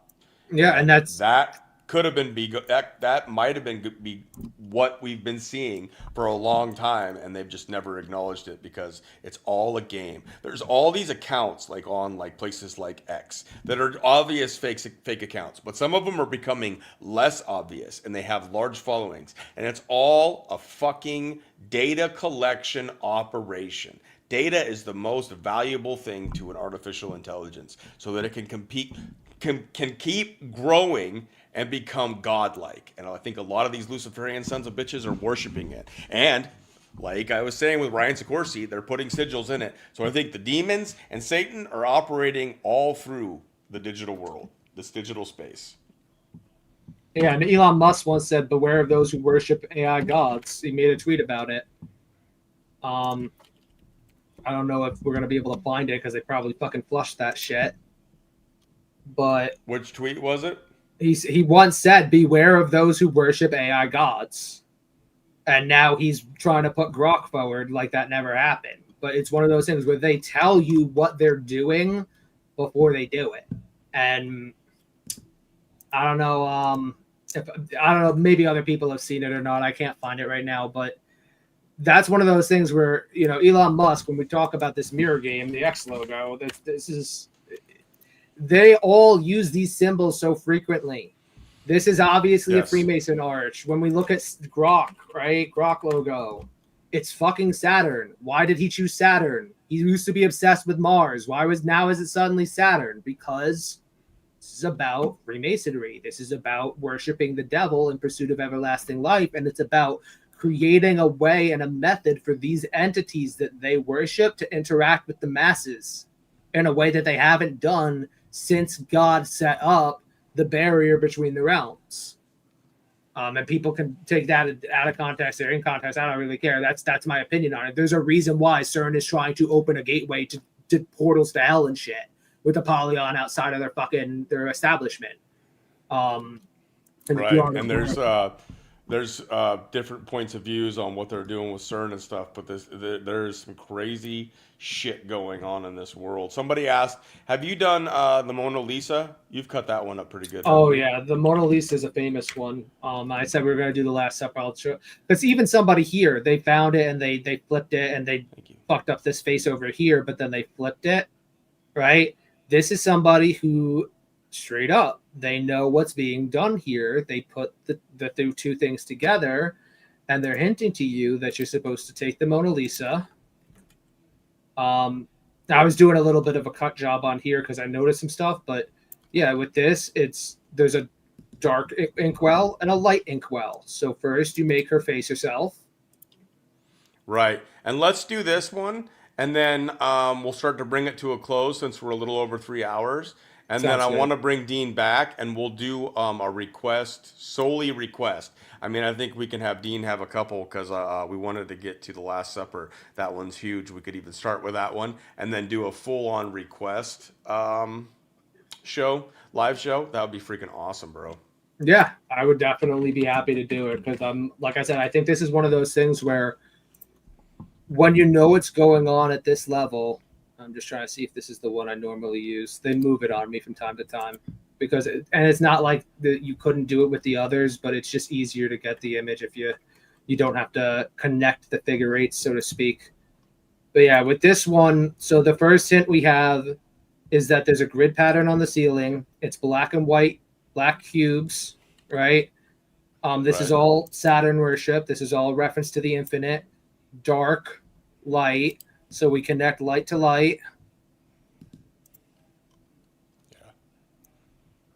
and then you put it together, and like that's not an accident that you get a demonic totem here on this mirrored image here, going up and down between where the apostles are sitting. And when you flip it again, going up this way, this is a repeatable, testable process. You can go out here and download the image, copy it, put it in Microsoft Paint. There's probably GIMP is a free free image editing program that's very popular. I'm not very good with GIMP, that's why I use Paint. But there are definitely people out there who are more skilled in image manipulation than I am, that they could probably use their expertise in the field and be like, hey, did you know that you can cipher an image like this, this, and this? And they might find more than me. Because this has not been my specialty. Actually, for phonetic reversal, I've done for 10 years. But this I only picked up about 7 months ago. 7 months ago. Yeah, this is about the time where I saw the Cursed Portrait of King Charles, and I noticed that it was a pattern of behavior. And then I noticed it in the Madonna concert, and I said, holy shit, they're doing it everywhere. And then I found them on Google Maps doing it, and then I got really good at it because I was doing it every day for 7 months straight. Did you used to play video games a lot? Yeah, I used to play a lot of games. So I don't want to put a plug in for video games, but I also was quite the gamer. I went through all the systems and consoles, and that's why when we see systems like this, I think we can put it together quickly, because every game you got new buttons, new controls, and new systems that you have to learn. So when it comes to this StreamYard, a lot of people get mad at me because I don't focus on. You're not focusing on your guest enough, D, and I get in trouble with that all the time with certain people calling me out for that bullshit. What I am doing here, and someone was just pointing it out. I think it was Alex was saying, I'm good at catching the chat. Sometimes, yes, I'm guilty of spending too much time with my mind in the chat, but I am paying attention to what's being said. I try to get over to Substack, even though doesn't show up as much in the StreamYard. But I've learned how to do this, to share things on the screen, to change views if we must, and all these different ways that you can manipulate things. I credit, in a lot of ways, multitasking that happened through gaming, eye-hand coordination, and that's why I run the show the way that I do. This show is different than I think you'll find on most places. I spend a lot of time caring about what the chat has to say, because it's not necessarily about me. Now, I call it the Mind of Booma-san. I take responsibility for everything I put on my platform. That's just me taking responsibility. But this is a community effort, and I care about what's being said in the chats. So I spend a lot of time there, and I just give my guests the opportunity to rock and fucking roll. And every guest is different. Like with Mike Gill, we have things lined up, and I got to be on point with the way that he wants the presentation to go. With a guy like Dean, he's fucking like, you can just spit for 20 minutes, and I can just fucking rock in the chat and fucking see what's going on. And it's like, it's a different experience. So, but this is the way that we do it. Something different here. But we are trying to tackle all these problems and confront all these challenges of what the fuck do we do? And there's not necessarily a lot of answers, but there are. And we can come up with them and do the best that we can. I think the Millstone movement, though, the more I played around with that one in my mind, we're going to come up with something with that. And we'll do it together, and we'll figure things out. We'll start spreading that around, and maybe it'll become known, this Millstone movement. I think we like it. But then, I do like that as well. Yep. We will do what we can to figure out these systems and dominate them in the best way that we possibly can, and force them to take us down if they must. I hope I don't get stuff taken down, but I don't trust Rumble. So Rumble's number one place. It's probably the best live chat right now because I've had most of my base there. But I am spreading out to YouTube and Substack, and I have the Odyssey ready to go if I must. We will do what we can. And now that I'm connected into people like Sabrina and some of these other people that are putting stuff out there, Mike Gill and whatnot, we can notify people if something's taken down. Or if something happens to Dean, I now am connected to Dean. He has my number. And so like if something happens at T-Bro, I'm going to raise a fucking fit. I'll guarantee that. No, I appreciate that. And I will say this, you host in a way where I think is the most effective for live streaming because of the fact that you care about what your audience is receiving as well as what they are putting forth in their own words. And you are individually unique in that, because I'll tell you firsthand, anybody who's been to my streams, you will know a lot of the time my music is on. I'm not always looking at chat. I'm just solving puzzles. I don't do that, half as well. I don't even do a quarter as well as Booma does, keeping the audience integrated, keeping them engaged, and making sure that you don't just make sure your guest feels heard, but you treat everybody in that chat box like they're a guest who needs to be heard. And I think that is one of the reasons why your platform is one of my favorites, is because everybody's got something to bring to the table and you try to draw it out. Right. Everybody has a voice, and if something pops up that I'm like, dang, I didn't think of that. Or like Christopher and stuff like that. Some of this is ethically, morally, spiritually, biblically challenging. So we can have these discussions. And the only way we get better is if we challenge each other. Different points of view, we can meet, agree to disagree, and see if we can come to some kind of compromise or a better solution that fits both programs, if you will, or ways that we can make things just better. And that's why I enjoy this. This has been this way ever since I was a small channel. I used to make videos, not doing them live because I didn't have the money, and I was honestly, like, it still scares the shit out of me to come up here live. And like I've said, I spend sometimes by myself thinking, like, what the fuck am I doing? I'm putting hours of myself out there for people to, judge me or to take clips out of context or to fucking make me look stupid. I do plenty of stupid that people could have some fun with and make some reels. But this is important to me. Like, this is what I got into this. When I found out the kind of stuff that Dean is exposing here, like, not on this level, I didn't know anything about the way they communicated like this. I'm just talking about child sacrifice and the Epstein stuff and all this kind of thing. I just knew that I had to change my life to focus more on this and see what I could do. And that's where we're at now. And I put myself out there because it's worth it. Even if your voice is going to shake, sometimes you need to speak up. And everybody in this chat, some of you have different gifts than me. Some of you are way smarter than me. Better life experiences, or different life experiences, I should say. Everybody's just different. Everybody's got a story if you just know how to tell it. And I value everybody in here. So I love being able to highlight people's comments, even when we disagree. Every once in a while, trolls come in. I'll challenge them if they just want to, like, be hateful and not come up with any intelligent way of making this any better. Then fuck them, they're gone. But I rarely block people, except there has been 3, I think, in this one. 3 different times where someone's come in and posted a link and it's some, like, bullshit ad. So there are bots being sent in as well. But I love you all, and I'm really glad you're here. We're going to start wrapping up a little bit, but go ahead and show them a few things, Dean, here to rock their world a little bit more, and we'll close this one up. All right, sounds good, man. So this is the Last Supper, and I've been just, like, kind of doing this casually in the background as we talk. But when you look at an image like this, I said I usually don't show people alchemical cuts like this because it adds layers of skepticism to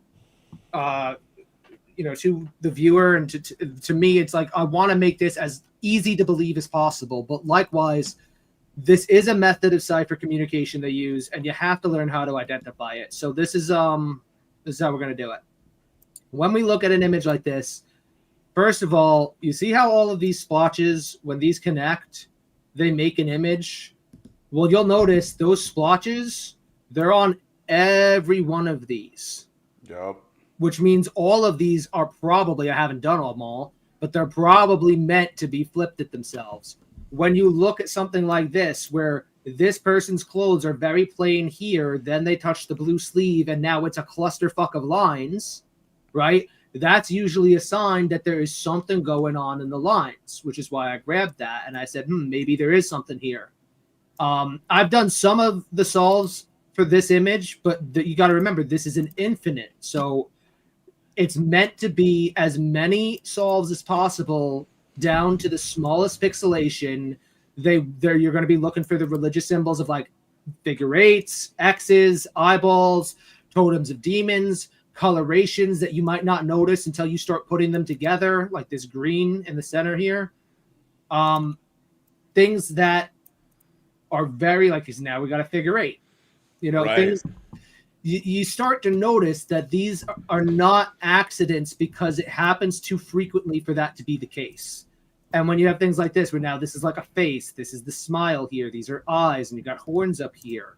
Or over here, you got eye, nose, this is the mouth, and then these are the horns. This one is eye, and then there's a third eye in green, and then this is the chin, and the chin is black for the beard. You'll start seeing it. And my best advice to people when I first started doing this was I just looked for half of faces because I know that's one they love. This guy is pointing up, right? So when he's pointing up, I follow his finger up and I go, oh, look, eye, mouth. That's half of a face. Now I've got a starting point. Now where do I cut it to? I'm taking it to this angle. So now I got to look here.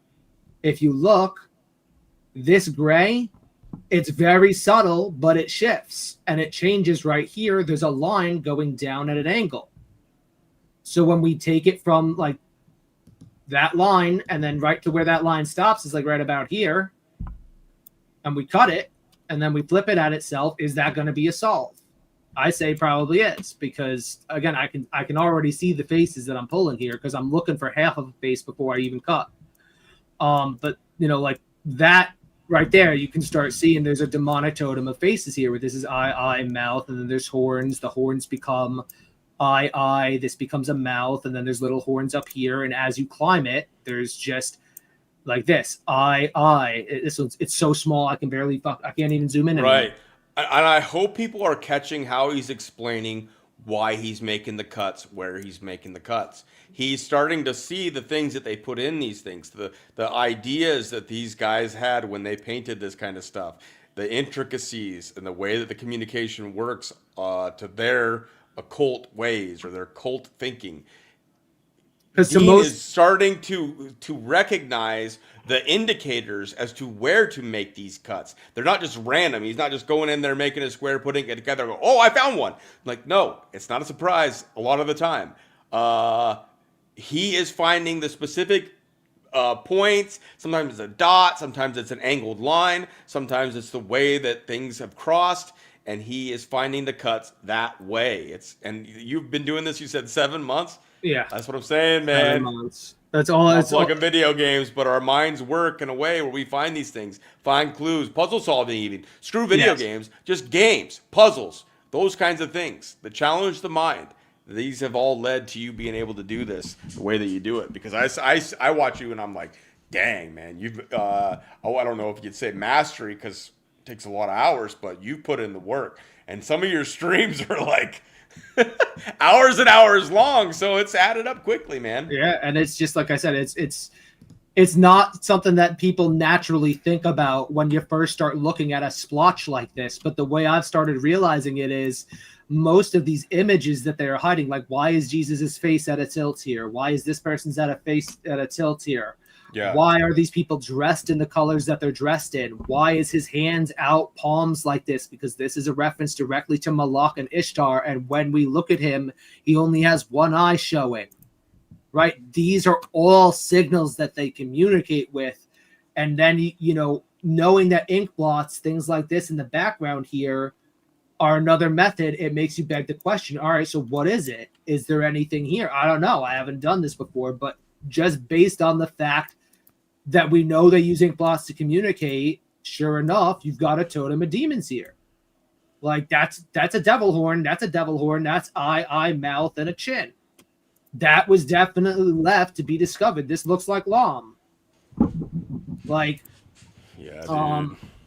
I think it's one of those things where I encourage people to try to scrutinize what I'm doing here. Obviously, with the cuts that I'm doing, it does matter where you cut the image because there are going to be incorrect answers. And when I was investigating that cul-de-sac at 414, in where I thought they were keeping that girl I showed earlier, there were definitely cuts where I was being led because a maze has wrong turns in it. And that's something where it's, you know, like when you think about it, running a labyrinth, does every path on a labyrinth lead you to a correct answer? No. Right. So, you know, don't be afraid to be wrong. Don't force it. Look for it and earnestly look for it, because sometimes they are very subliminal. Sometimes they are very soft suggestively. But take a peek and see what you see, and don't be afraid to be wrong, because a lot of people, they let that fear of, you know, being called crazy or being called wrong control them and limit their thought processes on a lot of this. That's why I always say about the mark of an educated mind is he who entertains a thought without accepting it. I don't need you to take me at my word, but anybody can go to Google, take this image of the Last Supper, copy and paste it in Microsoft Paint, and flip it at itself. And I always try to, I'm not always the most on my channel. I tell you, like I curse, I say very vulgar words, and I don't always articulate these things in the most professional manner. But when I come on to Booma's channel, I treat it like I'm walking into somebody else's house. And if I'm going to entertain somebody's guests, I'm going to try to leave this where there is a level of education and information that I'm presenting to you that you're able to walk away from the conversation having learned something new that you didn't see or consider before. Absolutely. And that's my hope whenever I get on a call or on a stream, but I don't always live up to that, I know. And like I said, it's one of those things where I can't stress this enough. Come out here and look for things like this, where this is a dark gray and now this is a light gray. And then sure enough, there's a line here where it's very subtle, but the gray shifts. So what are we going to do? We're going to take it from the top of the line and cut up and see if there's anything here in the corner. That's a little too tight. I think I'm supposed to take it from like here and take it to where that dark gray meets the light gray and see if there's anything there. I wouldn't be surprised, because Leonardo da Vinci, they consider him one of the greatest painters who's ever lived. And they do that because of how many solves you can find in a single one of his images. And all of these people copy this to some extent. I talked about Beyonce and Jay-Z previously on this channel with Ape Shit and how they put the Mona Lisa up in the background. Whenever you see somebody who you think is in the Illuminati signaling with the Leonardo da Vinci, immediately start flipping their images and start questioning what you're going to find and if you're going to find anything, because I think more frequently than not, you will. Like right here, why is this little peak of white here? Is because it's going to make an eyeball probably, yeah. And right between the eyeball there, you can see there's a lovely looking llama. Right. Knowing who Lam is gives greater context to that. That's why I like to show that one, is because, Lam is like their Archangel Gabriel. To them, he is like the bee's knees. He's the one who helps enable them into this shit. And, noticing that this is now a cone head and that this is eye, mouth, right? Seeing that right next to him, you have another one where it's eye, and he's even got a smile because they put two marks, one right here Dang. and one right here, because it's a small smile across and then it's eye here, and he's got horns coming up the side. Yeah, I can see the other one on the left side too. Yeah, and Right to the left of that. right here, this one, yeah, That was creepy as can be. And that one again is a reference to Lam, actually, because what they're doing with this actually, it makes you wonder. But when you go to Lam, Aleister Crowley, I know we said we're going to be done. Let this be the last one then. Aleister Crowley, when you look at this image of Lam and you flip it, because this is one of the people who they picked this shit up from, sure enough, it makes that figure 8 with the eyeball separating it. Yep. Where it's the eyeball's iris, the eyeball, and then there's a figure 8 out of the cone heads. And if you even look at Lam, there are faces hidden in the pixelation of his forehead and shit. So freaking creepy. Yeah, but that's Luciferianism, and you have to ask yourself, with things like the Mona Lisa and the Last Supper, and as a Christian, we believe in fallen angels, we believe in angels, demons, and spiritual warfare. What are the chances that Leonardo da Vinci walked up to a portrait one day and was like, "Hey, look at me! I just did the Last Supper," and there's fucking demons everywhere in a single try if he's not channeling spirits? And people have difficulty when I say things like that, because there's a lot of atheists out there, but I'm not going to do this one because people have done it. There's a reason why this exists. There's a reason why this happens, and there's a reason why they hire specific artists to do this stuff. It's because they are channeling spirits.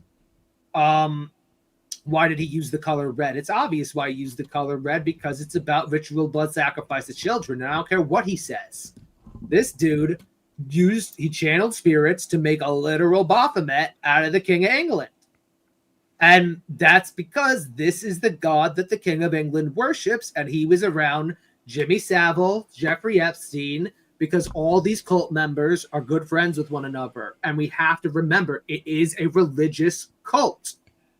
That is a major aspect of this conversation. And even if there are atheists out there who don't buy into my faith in Jesus Christ, I would implore you, do not ignore the fact that your ruling leaders believe in literal devil worship and look into what it means to worship these false gods.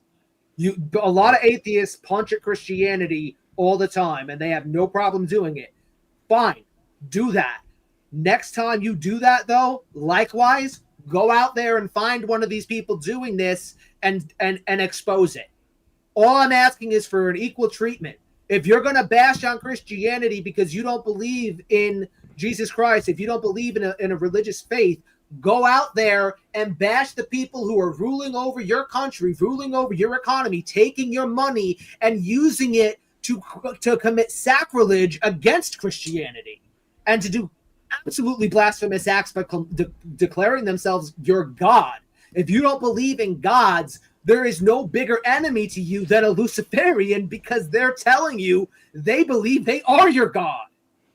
Right. So, I guess that's probably where I would close it out. And just, again, to everybody out there, I am not the kind of Christian who says every single person on earth needs to convert. You should want to convert knowing who your religious enemies are, and I pray that you do.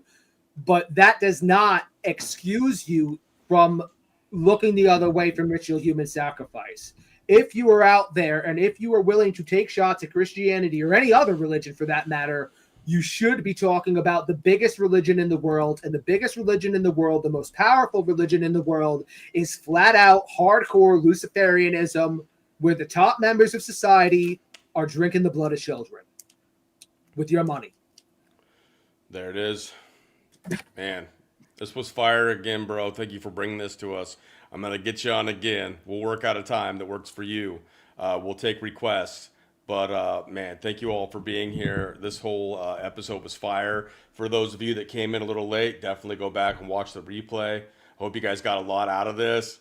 It was, I love this stuff, man, and I was so stoked to bring you back on. So I'm glad we could do this again, brother. But I'm going to bring you back on. So I hope you're willing to come on for session 4. Always willing to come back for your audience and for you, Booma. I should have said it when we started, but I will close up. Happy birthday to you. It was very awesome to see you stream with the cats. I definitely hope that you had a very good one. And, I'm always grateful to be able to contribute to the cause however I can. To people who may come to my channel, I'm not too active right now because I'm trying to make some money and get out of debt. But once I'm more established with my new job and I kind of get into the flow of that, you will see me doing a lot more work. So keep a lookout for it. And thank you all for the support and for your attention to these important matters. Yeah, thanks for bringing it to us, man. I got Dean to do a link tree as well. So his links are down below, so you can find them wherever you need to. All the links for Dean will be down below in the description wherever this video is posted. Thank you again, sir, for being here. It was a great birthday, and more to come with the kitties and kittens because, man, they're a lot of fun, and they could be exhausting, but, man, they're little cuties. So look forward to some of those, too, because we need some heart fire, and we need some of these could be intense, but these are the important ones, and then we'll mix it up. Got to have a timeline cleanse. Like you got to get some fun. Man, those kids are a timeline cleanse. Anyways, God bless you all. Thank you for being here. Everybody late to the party. I'm seeing some names coming a little bit late. Go back and watch the replay. Spread this around. Give it a thumbs up, please, on the way out. And again, thank you, Dean, for being here. We'll bring him on again. I'm going to drag him in if I have to. You're the man, Dean, and I appreciate your work. God bless you all, and we look forward to catching you on the next one. Peace. Thank y'all.